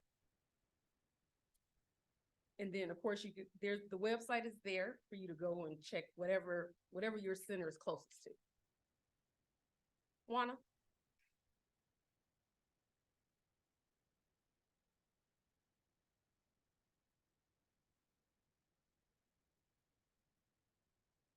So if you were affected by, of course, the floods that happened back in the end of June, early July, you can go apply for that disaster SNAP. They did make it known that if you receive benefits during this month, you will not qualify. So I'm encouraging you all, if you're not receiving SNAP benefits, to go ahead and apply. They are not looking at your income. September 25th through the 30th. It was the end of June and early July. Those few days that we got the bad rain. Any questions? No? All right. It's Bee's turn. She's coming.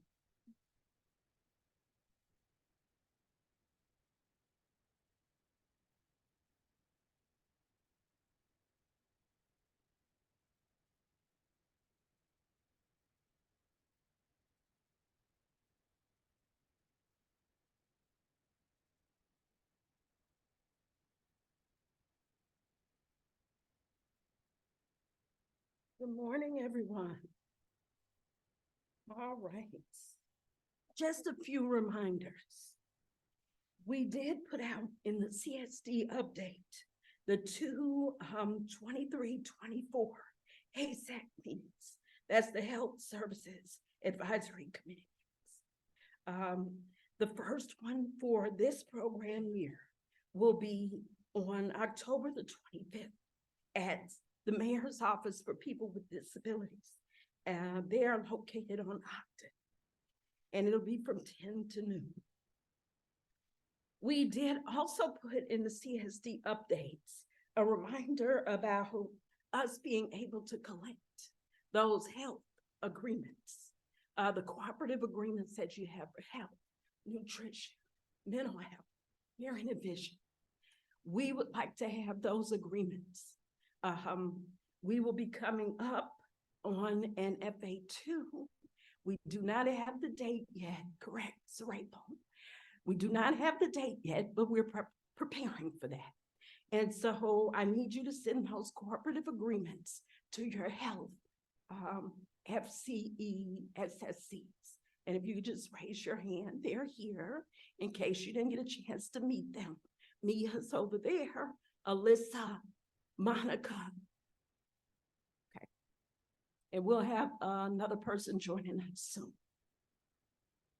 Background checks. Another reminder, don't forget about those background checks. If you would like to use accurate biometrics, please go ahead and send your staff. If you notice that your existing staff have not had background checks, or it's over 5 years, you need to send them. Okay.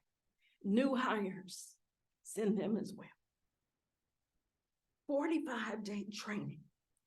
We are in conversations to provide a webinar on what you need to put together for your first 45 days in terms of health requirements and everything that's due within that first 45 days.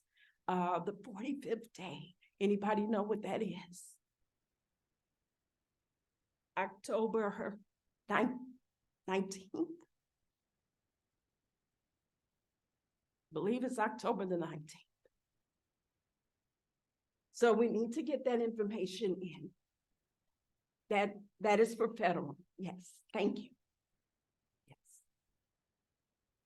All right, DSC FA2 prep. Next Monday, we are meeting Nancy, I know is here, Andrea. We are meeting with the disability service coordinators on your teams so that we know, oh, and there's Andrea back there. We know that you all have new disability service coordinators. When we looked at the list and kind of went through and looked at the years of service, you have a lot of new folks or people who are new to their roles. And so we want to meet with them just to go over the purpose of what an FA2 is, what it may look like for that week. Of course, more senior disability service coordinators, we're asking them to join us as well so they can give their perspectives. When to refer for a speech. Andrea and Nancy are doing upcoming trainings. These trainings will be at the King Center. And they are, I think the AM session Andrea is doing on when to refer for speech. And then in the PM, Nancy and Andrea are doing understanding and utilizing the IEP. So if you think that's something that your staff would be interested in, please share that information. Are we fully enrolled or do we still have slots? Okay, Nancy's saying that we are fully enrolled. So that was the only updates that I had for you all today. Althea.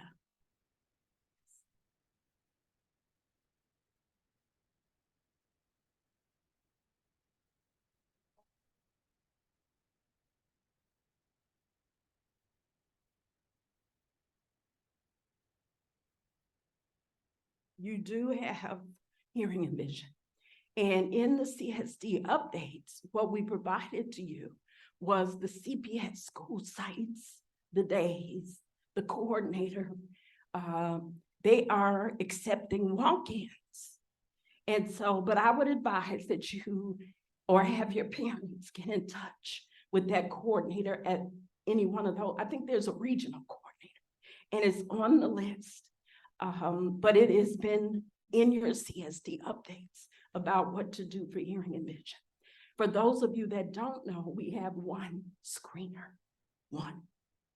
We are working very diligently to fill some other vacancies and thinking of some other strategic things that we can do.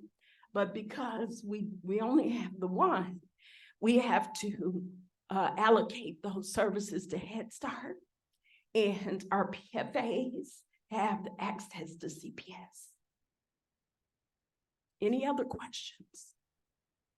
All right, thank you very much.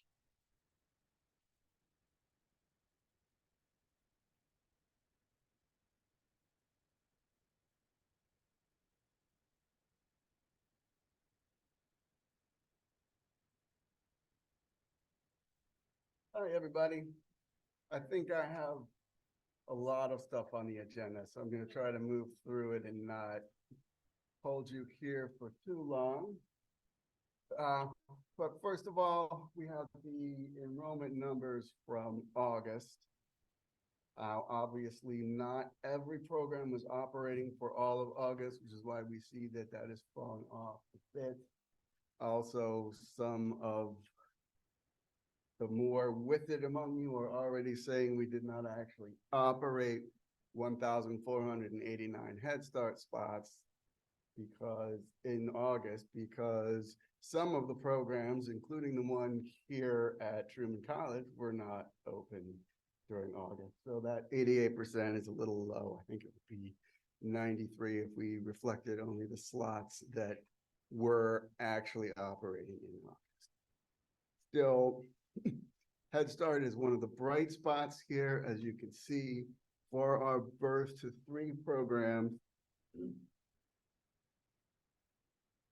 We were operating the 50s to the 70%.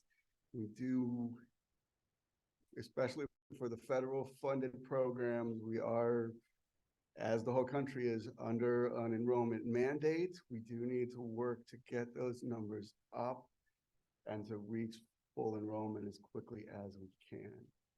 We are aware of some of the struggles involved in that, particularly with staffing classrooms and so on. I'm trying to work with you on that, but please be aware, our goal remains 100% up and down this board. So again, August is probably our least enrolled month. A lot of people are on vacation. A lot of families with older children who are not in school have kept the younger children home and so on. But we are hoping to come back in a month and see rapid improvement in these numbers.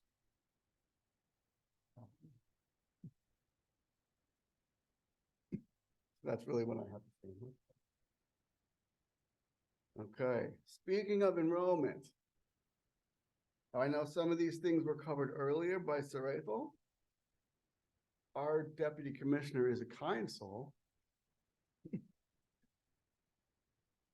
And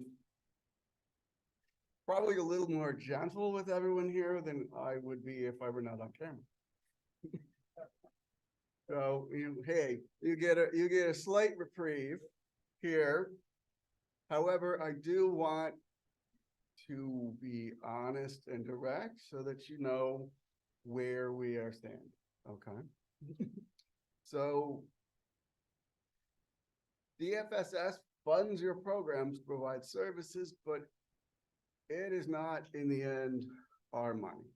We are managing those funds on behalf of the state government and the federal government. And they want information from us in exchange, and they want to know that we are serving families with that money. And if we are not, then they maybe start to have conversations about who else might do more with the money than the city of Chicago. So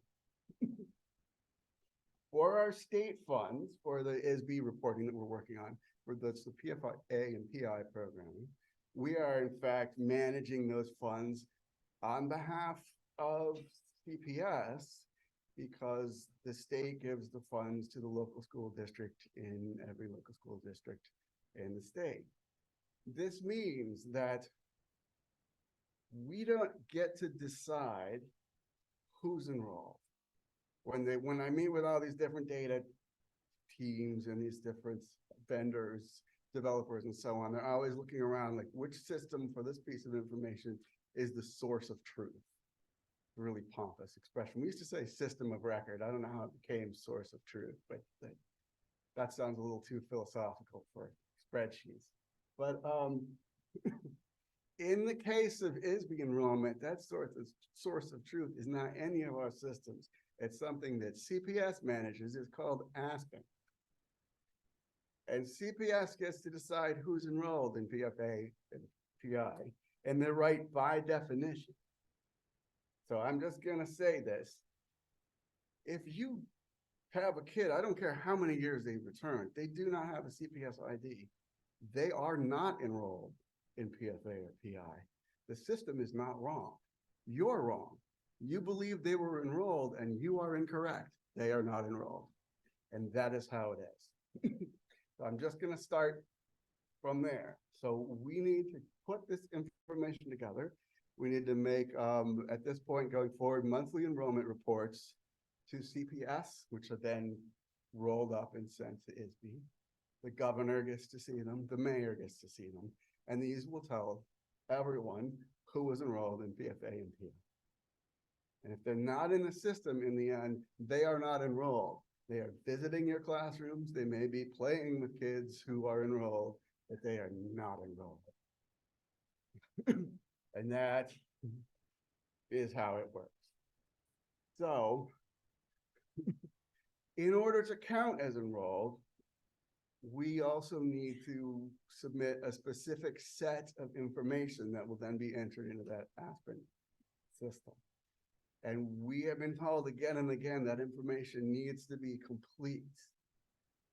That means if there, I am making this up because I have never sat down and counted, but if there's 115 fields in that spreadsheet and you fill out 114 of them, you leave one blank, they're not enrolled.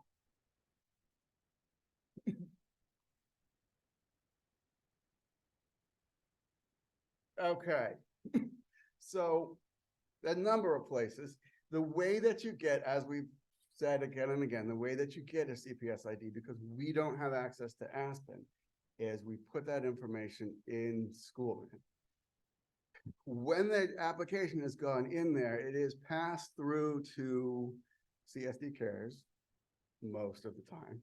So if you look at a child's file in CSD Cares, there is an item, it says, it's confusing. It doesn't say CPS ID. I don't know why. I don't make up the labels. It says school district ID and then in parentheses, Schoolman. But the CPS ID is an 8-digit number. It's going to either start with 5 for the oldest kids or 6. That's the CPS ID. Now, the other piece though, when you're filling these out, we do want you to put everyone on here, even if you don't have a ID for them right now. And the reason for that is that they may have.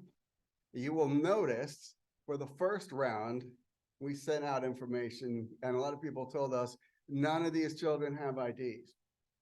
If you look back in the folder that we shared with you, look at that spreadsheet now, you're going to see most of those children have an ID. Do you know where that came from? I put it there. Do you know where I found it? Schoolmate. Just because, and this might be news for you, but I want you to think on this for a moment. Just because you haven't sat down yet and typed it in there does not mean that your parents have not. Most of your parents have been in Schoolmate.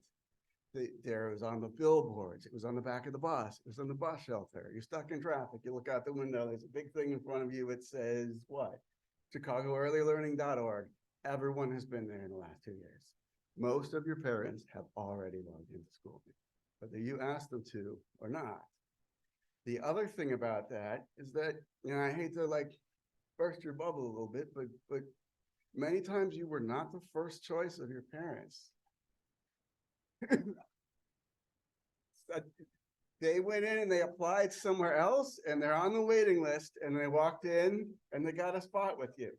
So when we're like, put them in Schoolmate in those circumstances, that literally just means call the hotline, you know, on the Chicago Early Learning page, there's a number there. It's a hotline number that's manned by Action for Children. Call the hotline and tell them that your first choice has changed. That's it. And they will change the first choice and then they'll show up on your list, which is not actually as difficult as you thought it was.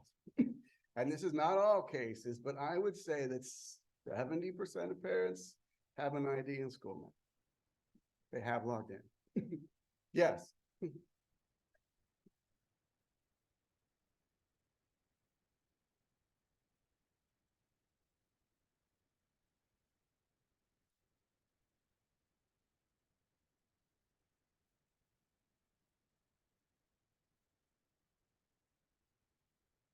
Uh-huh.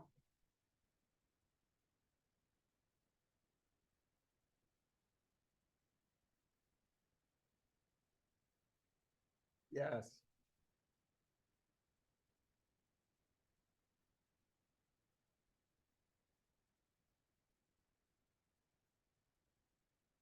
Okay, so good news, bad news kind of thing. Schoolmint, and first of all, say, no one was particularly happy with it. I know you're not, we're not, CPS is not. So in terms of that system that places and makes offers, that vendor couldn't quite do what we wanted them to do. So CPF has a subcontractor that processes the applications, offers spots, and sends the information to us.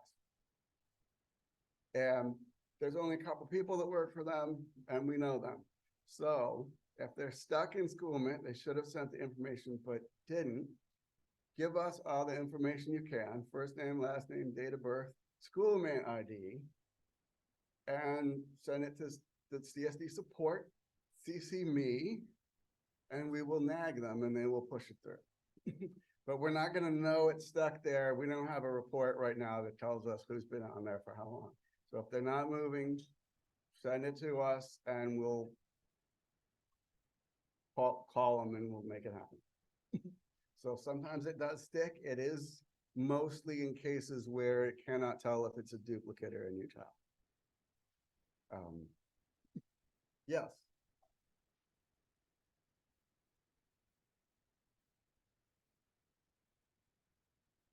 Mm-hmm.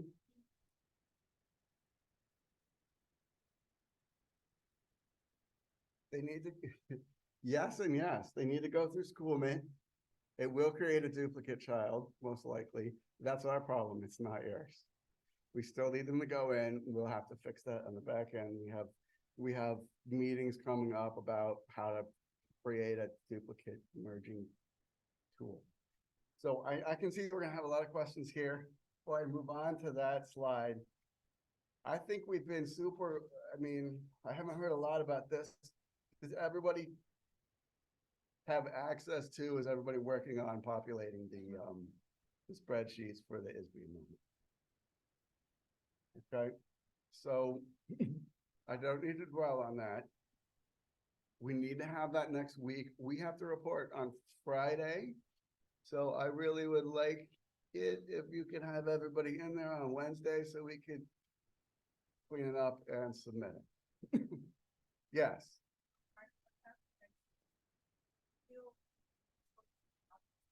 Yes, include the children without ID. We're gonna need them to have IDs. But if you tell us who they are, the first thing I'm gonna do is try to look them up. So if you don't have an ID, but they applied to her program, I can get the ID.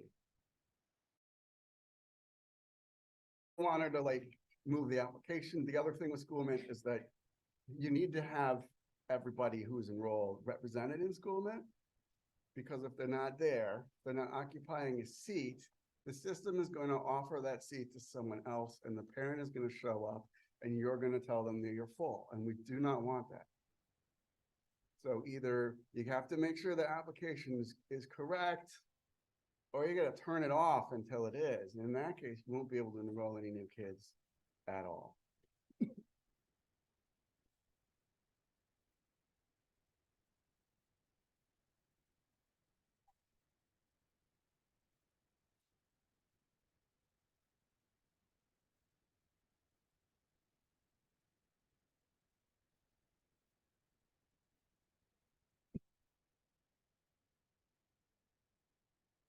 Yes. In most cases, you do, it just doesn't work the way that we would like.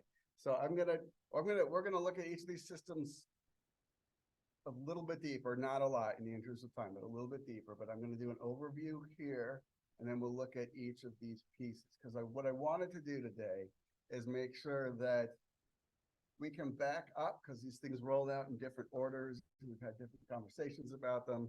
I want everyone to see the full system and what we're looking for everybody to be doing right now, this month in CSD Cares. And we will be offering additional training.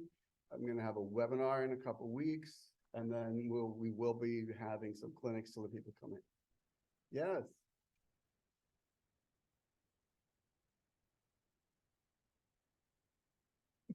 Mhm. Yeah. Yeah, thank you. So this is an overview. I'm gonna take each of these points individually. We'll discuss them, but this is just what you can do and what we need done right now.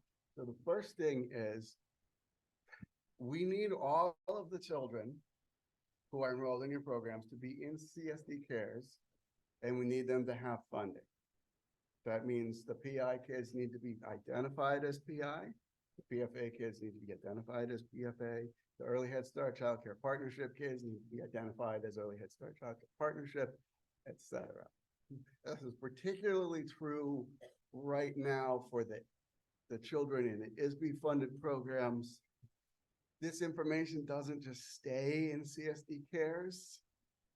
So the school district ends up knowing what's in the system, the mayor ends up knowing what's in the system, the governor ends up knowing what's in the system. And their count of how many kids you have in PFA or how many kids are identified as such in the system. So that needs to be done. The second piece is, as Rachel said earlier, and Leslie would have said if she had been able to make it here this morning, the new children need to come through CSD or through SchoolMint. They need to come through SchoolMint because that is the system that can register them in the CPS Aspen system to give them an ID and give them a history of being enrolled in a CPS funded program. Again, if they're not in that system, then they're not enrolled. They're not on any list of enrollment. 20 years from now, they will still want to know who was enrolled in PI in 2023, and they won't be on that list. Because this goes into their official school record, that ID that they get, it'll be the same one that they carry all the way through high school if they stay in Chicago for that long. We need attendance to be taken. And attendance includes meal count. So we want to know who ate breakfast, who ate lunch. We do have to report on that. For our federally funded programs, we have to report on that monthly. How many lunches did you serve? If you're not putting that information in there, our information that we give to our governing bodies is inaccurate. We've been surveying you to get this information other places, but it's gotten to the points where I have to send out nastygrams every month to everyone who didn't submit the information. All right, I'm tired of that. I know you're tired of that. Just take attendance and then we'll be able to run the report. It'll be so much easier. Okay. So we need then the required documentation put in there. What I'm talking about when I say that has to do with the stuff that we need in the first 45 days. We need the developmental screenings. We started the program here on September 5th for federal programs this year. That gives you extra time to get within the 45 days and get the screenings in there. However, you are still running out of time. There is no reason not to do that this week. Please just screen them. We had to submit a report to the feds, that the PIR, we have to do it every year. That report said that in many, many cases, we were not able to screen children within 45 days. So just a little aside, but that's 45 calendar days. It's not business days. It's not school days. It's not weekdays. And it continues to be enforced all year. So it's not just October 19th. If you have a kid that is enrolled February 1st, they need to be screened by whatever that is, March 17th or whatever. The 45-day rule stays there all year based on that child's enrollment date. So we gave you a little extra breathing space by starting in September instead of August, but we need them done. Please, thank you. Okay, In addition to that, I'll cover this in more detail in a minute, like I said, but for the children who in PFA or PI programs, there is a box in CARES. It's called the ISB history, and it asks for all the information that we need to report on the children to count them as enrolled. So we need that filled out. We need that filled out right away for every child that's in PFA or PI. Because that hasn't been done, that's why we are sending you all these spreadsheets and asking them to be populated, because we cannot wait till the end of the year to produce that information. We need it now.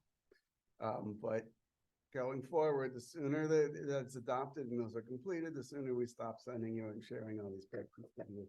And we will eventually not only be able to pull that from our enrollment system, but there'll be reports that you can run and you'll be able to see what's in them.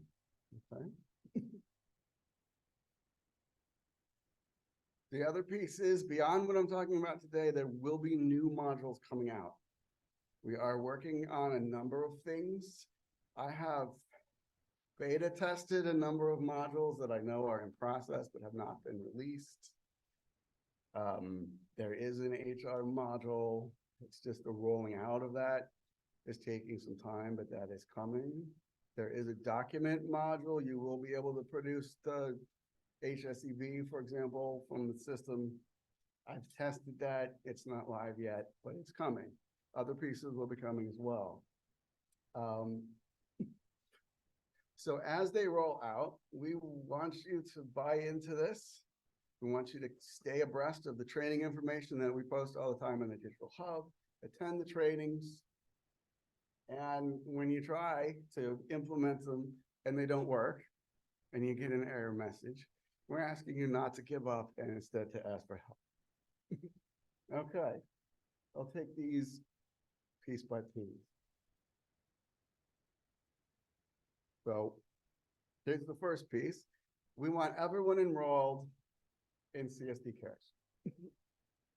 That does not just mean that they're in the classroom. That means that they are funded. So there's 4 pieces. There's a program enrollment. That means that either we rolled them over or they were accepted in SchoolMint or some other way, but they are associated with a program option in CSD CARES. When I say program option here, it's a little different than we used to use that term.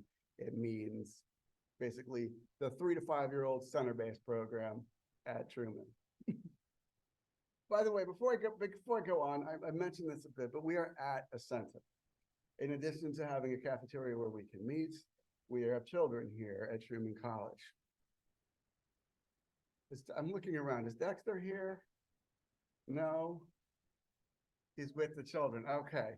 So see, he didn't have time to do this because they need someone with the children. And yet I was going to call him out. I know it's been a difficult, right? It's been a struggle. In a lot of ways, it's taken a lot of time to get this implemented. But in terms of it being possible, Truman did this in 3 days. They're fully enrolled in the system. Like, here we are. Maybe it's just because they knew we were coming, but the first time I looked in there, it was all a bunch of zeros, and then there's Truman College, and they're done. So it can be done. All of their kids have IDs. I was going to pick on them and tell them if you have questions afterward, you can ask Dexter, but I guess I'm stuck with it. Okay. So, but that's the first piece. Now, sometimes there were issues with everything, but there were issues with the rollover process. So sometimes you're looking for a child, you're trying to add into the class, and they don't have the program enrollment for this year. We can create one. Actually, so can you. If you look at the program option in the system, there is, and I put up this little picture of it here. It says new program enrollment. You click on that, you look up the kid, you pick them off the list, and now they're enrolled and you can put them in the class. We've been doing that for people, but you can do that. So it was supposed to be automatically generated. If it wasn't, you can generate it. But that's just, again, when that's done, that doesn't mean the child is enrolled. We do need them to have a funding source. Unlike in COPA, they do not roll over with a funding source in CSD CARES. because that funding source is tied to a particular program year. Basically, that means when you're enrolling them, you're putting them on a report. You're identifying them as being, for example, PI, so you're going to be on the report to PI, the ISB report. So this year's report is a different one from last year, so it's a new funding source. That's how that works. This doesn't mean that you need to go and collect new income information and re-verify their eligibility. If they're in the same program, so if they were in Head Start last year and they're in Head Start this year, or they were PI last year and they're in PI this year, you can use the same income that you did last year. You don't need to re-verify it. Their eligibility is good. We just need you to put them on this year's report. So when they have a program enrollment, it's automatically generated, in most cases, an application to the funding source. You just need to submit it, and then here on the funding page, they should show up on the list. You'll hit confirm changes. It'll move them down. They're enrolled. So this, you can do that. You can go down the list and submit everybody. Do that all at once, but again, don't wait for everyone. One thing at this phase of the process, at this phase of implementation, we do not want to make the perfect the enemy of the good. So what I mean by that is you're trying to enroll 50 kids, you can only get 45 of them in, get to 45 in, don't stop. Do it for as many kids as possible, and then send us the other ones. It's much easier to work with 5 cases than it is with 50. So that's that. The other thing, because I know someone's going to ask, and I just want to get ahead of this. I know there are already some requests for over income enrollment for Head Start and early Head Start programs. We'll be able to approve those soon, but there's 2 things that we're waiting for. One is technical. I need to have that added to the list of reasons that they're eligible, but that shouldn't take that long. The other one, though, is that since we have a ceiling of 10%, we need the 90% in too. So if you're submitting over income enrollment requests, but I look in here and you have like 4 kids enrolled, then we can't approve anyone because 10% of 4 is 0.4 children. So enroll all the eligible kids first, and then we can come back around and put the other ones in, which hopefully will be very soon. The next piece, and people have done this first, but I prefer the order here, is to then put them in the class. If the classes are the right age, then a child with the funding program enrollment in that age group should be able to go in the class. Now, we sent out post rollover instructions a few weeks ago, and not everybody read them. Here's how I know that not everybody read them. In those instructions, it says you need to create new classes for the new year because last year's classes are associated with last year's program. And people are continuing to say, I can't put kids in the class because it says last year's program dates. Yes, it does. That's last year's class. You need to make a new one. We sent you instructions. Please read them. Thank you. And then that last bit is for home visiting programs for caseloads. And that's why I'm saying I like it done in this order.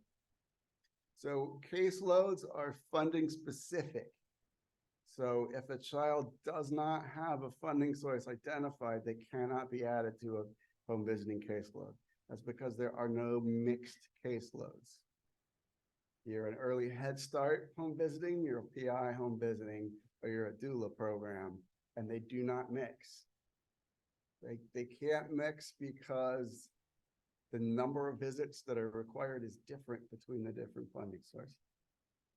So you can't have one home visitor with some early Head Start kids and some PI kids. It doesn't work. The scheduling becomes problematic. So the funding comes first, and then when they're in a PI program, for example, they can be added to a PI home visiting caseload. But that has to happen in that order. So funding first, and I'll just ask for that to happen everywhere. Funding first, then put them in the class. That way, it'll go smooth. Okay. Any questions about this piece? This is just the CARES enrollment. So I'm specifically here, yes.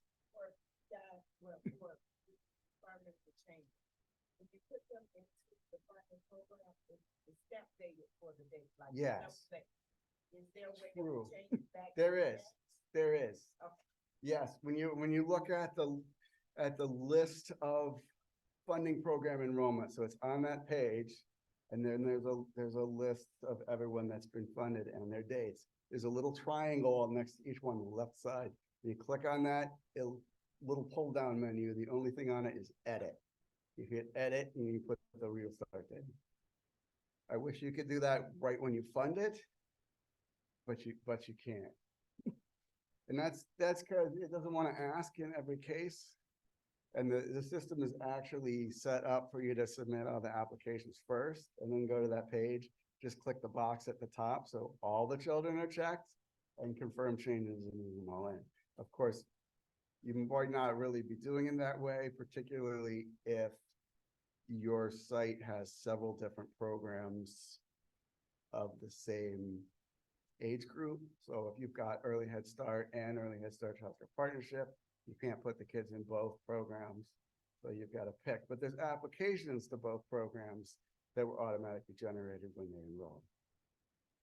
So you just want to make sure that you're adding them to the right. The other thing is, and I've heard this a lot, this is my biggest complaint about CARES as well. You can't delete anything, ever. So my first thing about errors is try not to make them. But beyond that, if someone is enrolled incorrectly, the two steps you have to take are to give them an end date that is the same as the start date. And then, just to be irritating, you have to save it and then edit it again and check the little box that says erroneous enrollment and save it again. This will remove them from the reports. So when we run a report of kids enrolled in PI at this site, they won't be on the list because they're classified as an erroneous enrollment. But when you look at the list, they're still going to be there. At this point, the vendors are so concerned about data integrity that they want a record of every single keystroke that anyone has ever taken in the system, and they don't let us erase it. We can only make it inactive. Yes.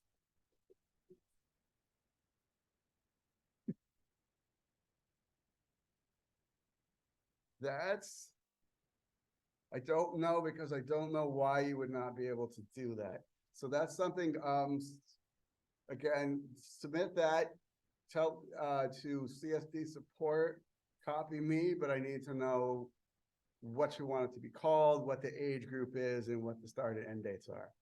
One of the problems, some of these things, like we'll look at how we're doing things again next year. This is very much a work in progress. But while I hear a lot of people saying our program started August 21st, we rolled over on September 5th. You got to use that as the class start date. I'm sorry, you can't use August 21st as the class start date. That's never going to change. It's not going to be fixed. Please don't hold out any hope. Just put it in for September 5th and go on from there. Mistakes were made. Yes.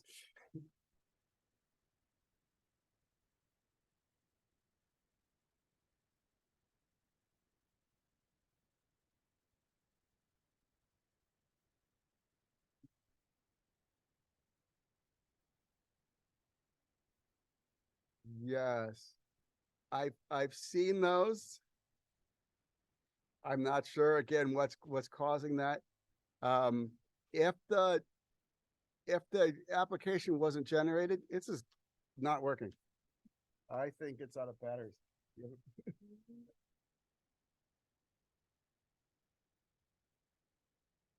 Yeah, yeah, it's Yeah. dead. I'll just yell. Um.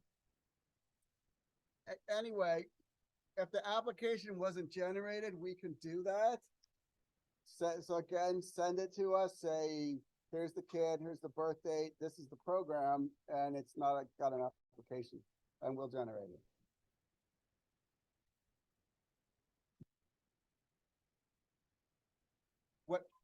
What center are you at? I'm not familiar with any particular problem that happened there. We did have one that we didn't generate, the funding wasn't generated when it was generated for all the other sites, so it didn't get applications, but that wasn't it. So I don't know, we'll look into it. Okay. Here's the next piece, and we're gonna go over this. We're gonna have a webinar soon, and we're gonna have some clinics. We'll go over this in more detail, but I want everyone to know this. So we need everyone to go into Schoolmint. I know that's a difficult system to work with, but one of the big issues that people have been having is we put the kids in and they get stuck on the waiting list. There's a number of different reasons for that, but it's all the same reason in the end. Kids are waitlisted because there is not a spot to put them. And what I mean by that is either there aren't any spots that are open, or none of the spots that are open are spots that that child is eligible for. So believe it or not, you can fix that. So in this system, again, this isn't really in Schoolmint, but you're getting there from Schoolmint. There is, you can access what they call the capacity matrix. Looks like this. It's got a different number of spots at different levels of eligibility, and it tells you whether they're full or not. You can edit that. So if, let's say, you had all your spots on line 2, it's full. You have a bunch of waitlisted kids, but they don't meet that eligibility standard. That, by the way, that second line is, we maybe can work to make these labels better. I've been talking to the vendor about that, but it means 100% better poverty. So if you have kids that you're trying to enroll and the income is higher than that, you can't put them on line 2. So put slots for them on line 3 or line 4, and then they won't be waitlisted. That's how it works. The other reason the kids get stuck is because the application isn't complete. I don't know why you can submit it without income, but if they don't fill out the income field and submit it, it's not going anywhere. Schoolmint very definitely distinguishes between I have no income and I did not fill out the income section. They're not the same thing. If they didn't fill out the income, they get 0 points, and then they don't get offered anything. So someone has to go back in, even if it's to create an income record that literally says 0. That will go through, but the lack of a record will not go. The other piece of this is that you need to maintain it. You need to maintain the slot matrix. You need to be going into Schoolmint fairly often. So the other reason everyone is waitlisted is that the program is full. Every spot that's offered is occupied by a child, and no one else will bid an offer. You need to look at that list. When people drop, you need to decline the offer. That will not happen automatically, and nobody is going to do it for you. If children were offered a spot but never showed up, so they are not actually participating in your program and they're not occupying a seat, you need to go in there and decline that offer to create a seat for someone else. Otherwise, they'll occupy that space all year. It's not going to go away automatically, and nobody else is going to do that for you. So that's why they're stuck on the waiting list. Essentially, there isn't a spot. So create more spots or free up the spots that exist, and they'll come through. If there's still an issue, we can help it with, but that is 98% of why is my kid stuck on the waiting list. I'll get these out, I'll finalize them. Some people like gave drafts a couple months ago. But I have a worksheet, it's called Why is my kid stuck on the waiting list in school and what can I do about it? So that will be distributed as part of the training in October. But the other piece then, we get a lot of flack. We get a lot of blowback and criticism whenever a parent is offered a spot and goes to a center and is told that we're full. We do not want that to happen. The mayor does not want that to happen. Okay?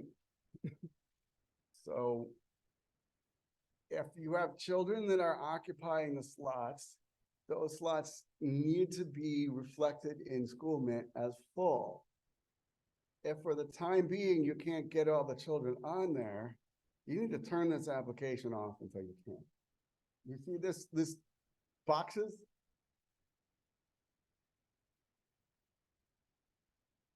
Where it says stop mode. If you don't want the system to make any offers to any families that apply until you get the system set up correctly, check that box and then it won't make any offers. And then put the kids in and then you can uncheck. Because you won't be able to enroll anyone at all while that is the case, but you can put all your other kids on the waiting list and then we can give them offers. Okay, but don't leave it open, don't be full and have 25 spots available and keep telling parents that you've got no room for them. All right, that's rude. Yes.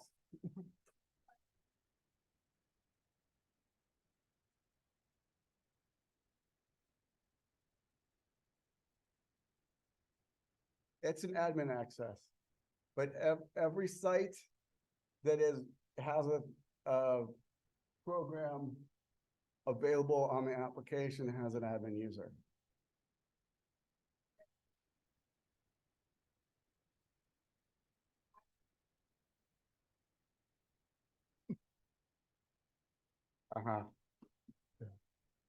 So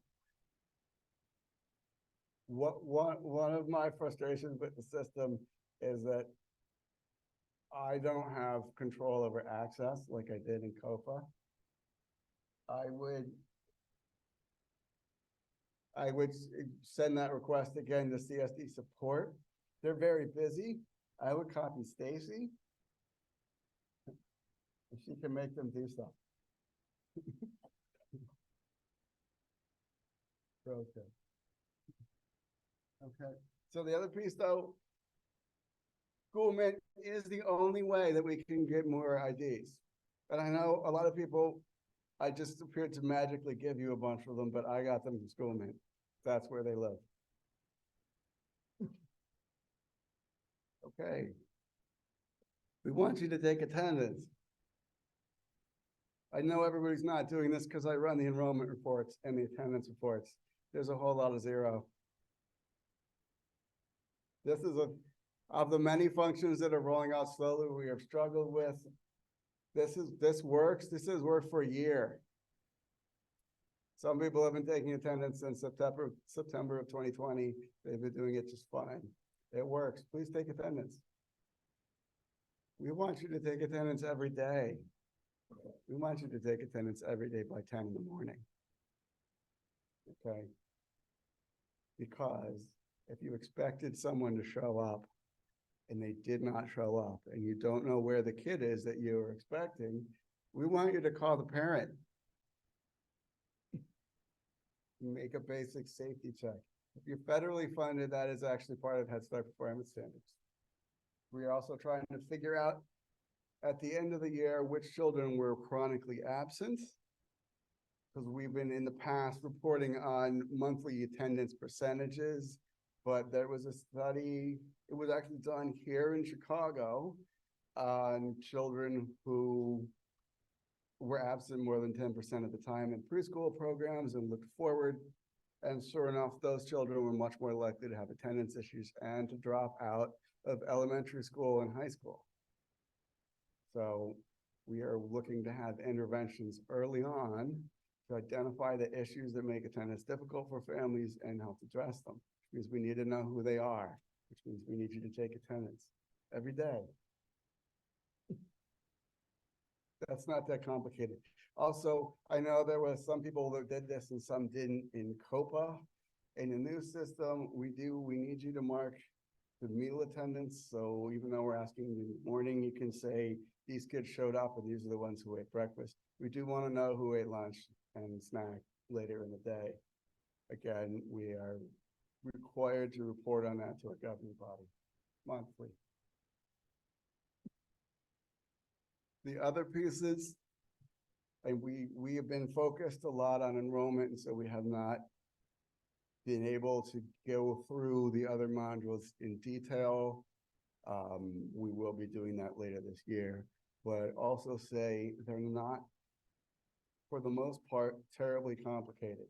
So once the child is enrolled in CARES, if you keep scrolling down the screen, down from the header that's got their ID and other basic information, you'll see the records. It looks like this. There's a little box for immunizations, a little box for developmental screenings, a little box for disabilities. You open it up, there's a form, you put the information in. It's actually not that complicated. We do need that information early. We particularly need on this screen two things. We need the screenings in. We need to see that everyone's made the 45 days. We don't want to find out about an ugly situation again at the end of the year. The 45th day is in October. We would like to know how many kids from the initial enrollment that we made 45 days in October.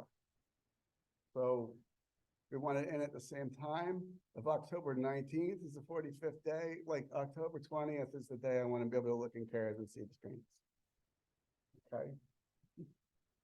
That's a date and an outcome. It takes 30 seconds each. Yes.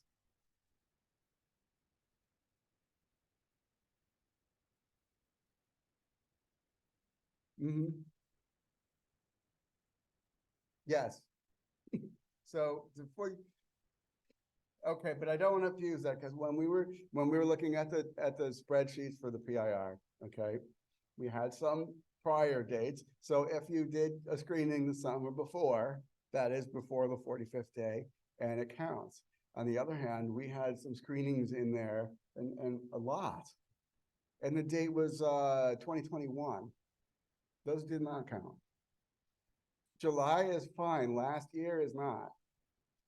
So the other piece is if the child is enrolled in, say, Head Start or PFA, the child is a 3-year-old, and you have a previous screening on file, but that file was when they were 2 and enrolled in the PI program, that does not count. They are a newly enrolled child in the 3 to 5-year-old program, and they need a new screening. And part of the reason that does not count is that that's a different screening. Right? The 3-year-old gets the EZR, the 2-year-old got the ages and stages. It's not the same form, it's not the same screening, and it doesn't count. Okay. The other piece, the ISB history, again, we need complete data on children to count them as enrolled. This is where we're asking for that data. Some of that we may be able to get into the system from the spreadsheets that were out there, but I don't know. One of my favorite things to quote is greatest movie ever made, which is Mad Max Fury Road, when Max says hope is a mistake. It is. He says, if you don't fix what's broken, you'll go insane. Or in this case, I'll go insane. So the information is not in there. Please stop hoping that it's magically going to appear and just sit down and type it in. The same thing with the IDs. So like our kids don't have an ID, just fill out an application. If they're already in there, call the help desk. If I gave you the ID, but you don't have an application, when you go into Schoolmint, the first thing it asks is, do you have a CPS ID? Now that you do, type it in. It's going to pre-populate all the child data.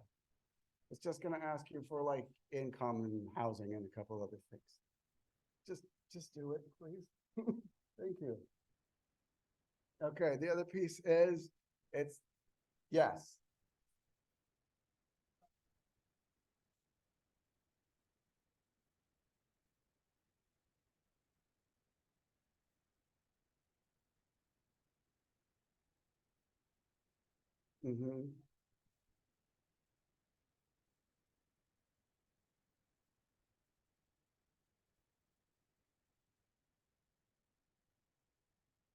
Yes.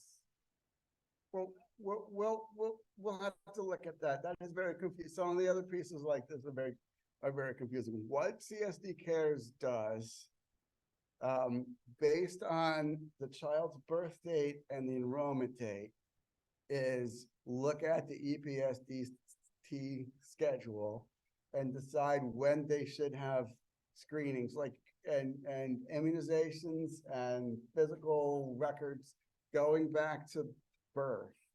And it will populate empty records for all of those, and then expect you to go in and put the actual data in. So the problem with that, as we're saying, is if the child was late, it says like, this should have happened at, I don't know, 2 months, and it didn't happen until they were 6 months. That is awkward. But you can edit the dates of those. So that, to me, that's a labeling issue, and what I would say is put the first one in, it might say 2 months, but you'll put the date in, clearly they were a year old, and then put the second one in. So they're in. It's just that they got the 2 month shot at a year and a half. I don't know. And in that situation, we'll take a screenshot and send it to me, because we may have to update that. And work with the vendor to change the parameters. Sometimes they just assume that everyone's gonna be on time, things like that, and they're not. And it's not built to do that. Okay. But here's a big case. Again, I said I didn't want to keep you too long, and I probably did. But we're rolling it out piece by piece as things are ready. It's not the calendar that we hoped for, but nonetheless, over the next few months, you should see a number of new things come out. So I just want everyone to be aware. On the dashboard where you sign in, there is this little icon. See this?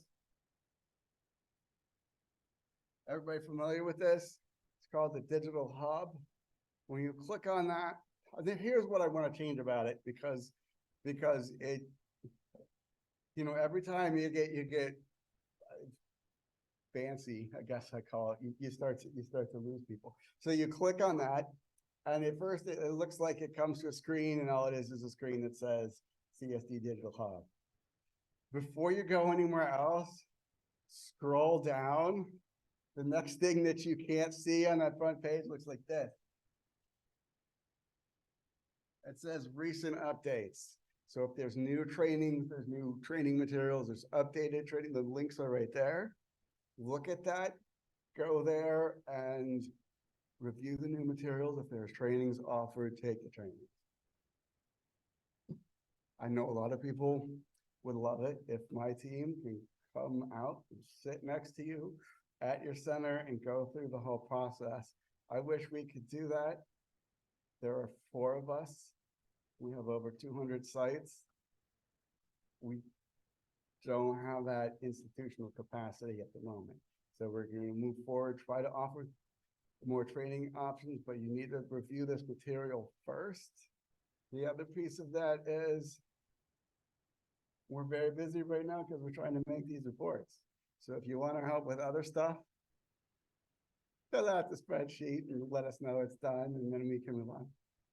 There you go.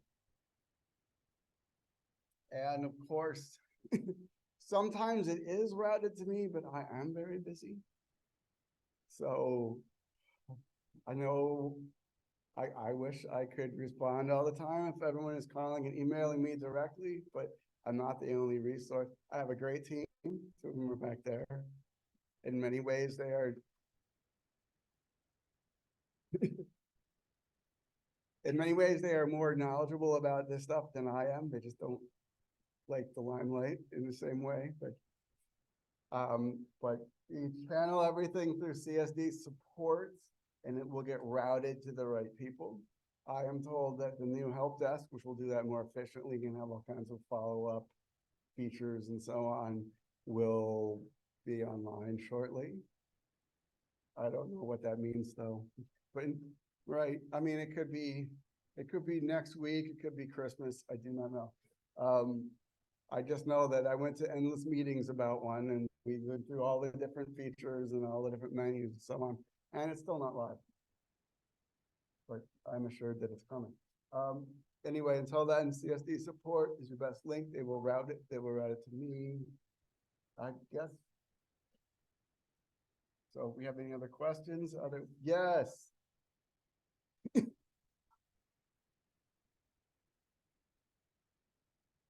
Okay.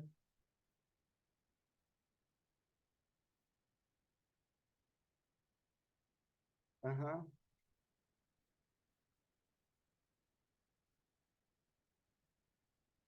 Mm-hmm.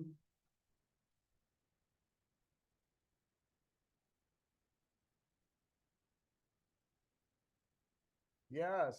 I mean, I, again, like I said, I mean, I know this sounds like a funny way to look at it, but don't make mistakes. Like, be careful before you hit submit. So if the child shouldn't have been enrolled, but you took attendance for them, I am not certain you can, even if you mark them absent, if the attendance has been submitted for that date for that child, I don't think you can ever get rid of that.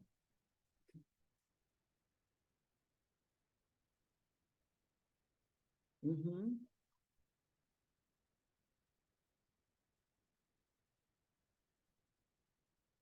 Yeah, just send me the instance. I'll look at the specific case. Because I don't know what would do that. I'll have to recreate the error message.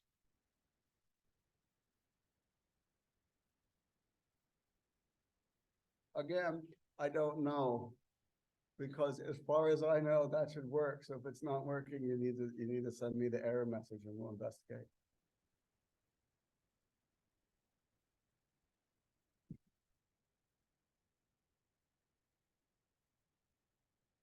You had another question?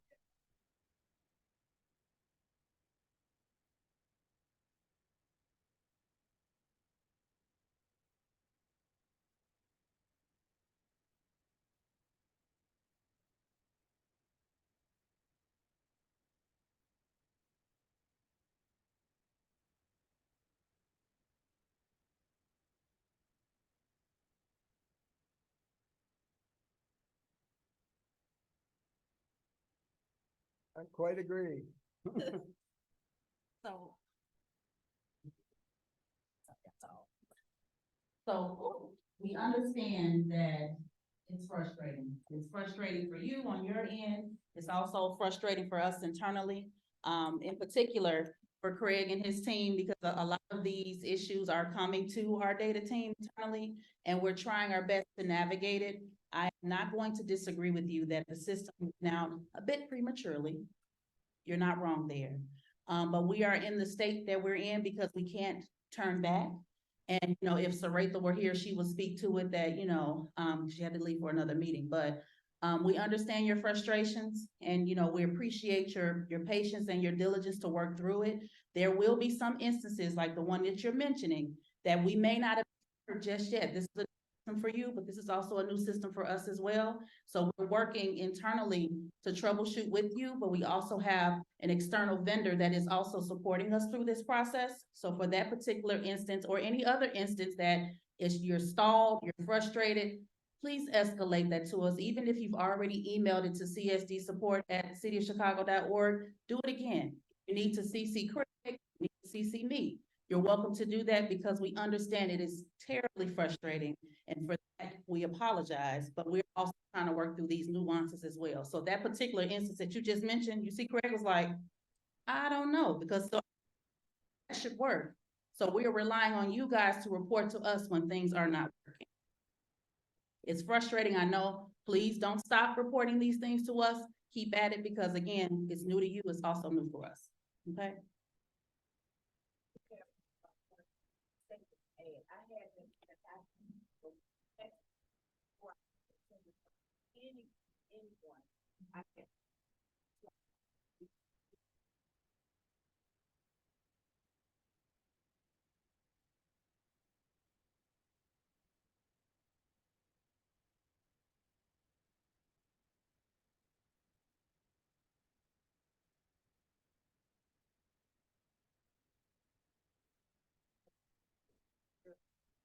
they in the mode today, and then they don't, just go with the people, and then they show up. But you gotta put it in that way. But no one has to do it. And it's just the work, and I kept going back and forth, that's how. So just trying.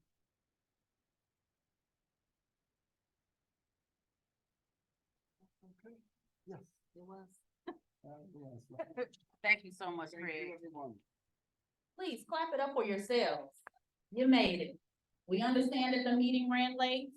We understand that you have busy schedules, busy programs. I just have two reminders for you. If you have not already, please take a stop at the back table back there. Our team is handing out fiscal update letters for your programming, because a new thing that we're doing for this current school year is keeping you in the know regarding where you are with your expenditures, with your invoicing. As Frederick mentioned, depending on how you're funded, you should be at X% spent right now. So for our federal programming, you should be at roughly 75, 78%. For ECBG, it's the beginning of the school year, so you should be at roughly 17 to 20% right now.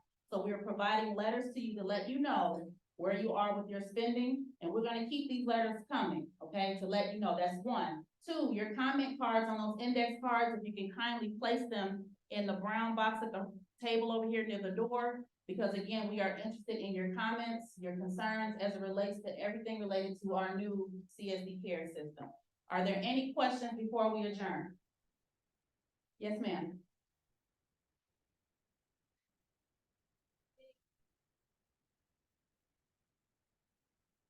Yes. PFA, no, that's wrong. PFA PI was, August 21st.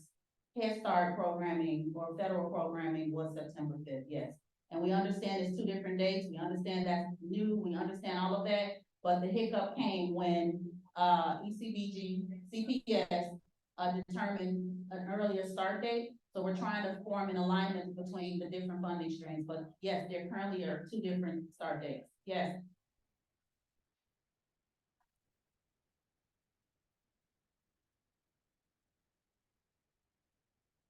For the current school year for PFA PI, the start date for the current school year is August 21st.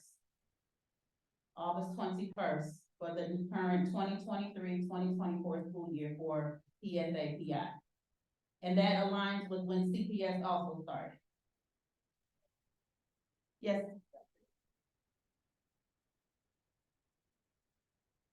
Yeah.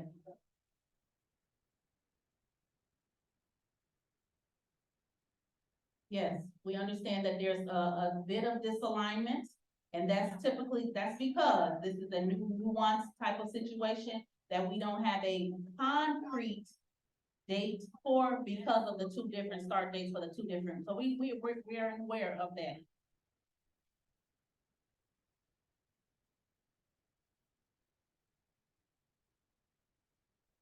Craig. Question. So what is your preference in CSD cares as it relates to PFA PI? The start date should be August 21st or September 5th? Cause you said September 5th.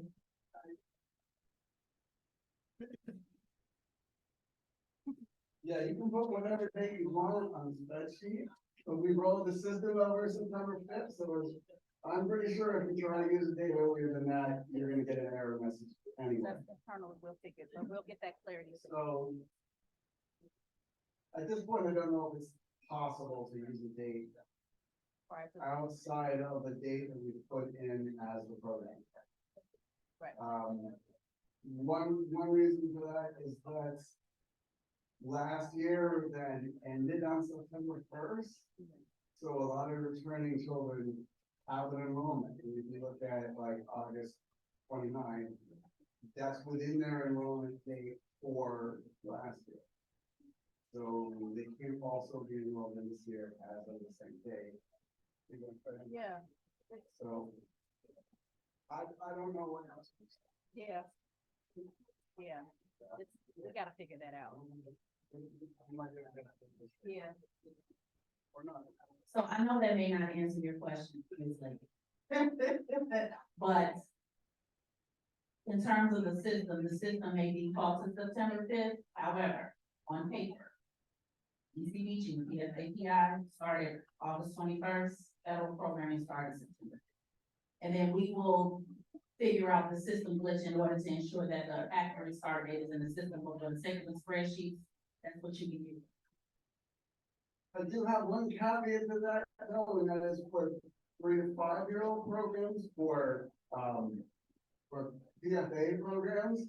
If you use an August start date, then you also need to give us August attendance, All data must be there too. right? Because we need all the data. So if the start date in PFA is September, we're only gonna need September attendance. But if you go in and put in August 21st as the start date, then we need for the last 2 weeks of August to have an attendance report for that. Again, all data fields need to be completed.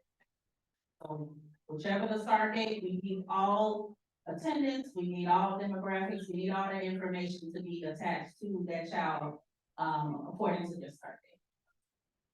I know there's a lot of chatter. We thank you guys for joining us today. We thank you for staying late with us today. Have a great rest of your day. We thank you. Don't forget your letters and your comment cards.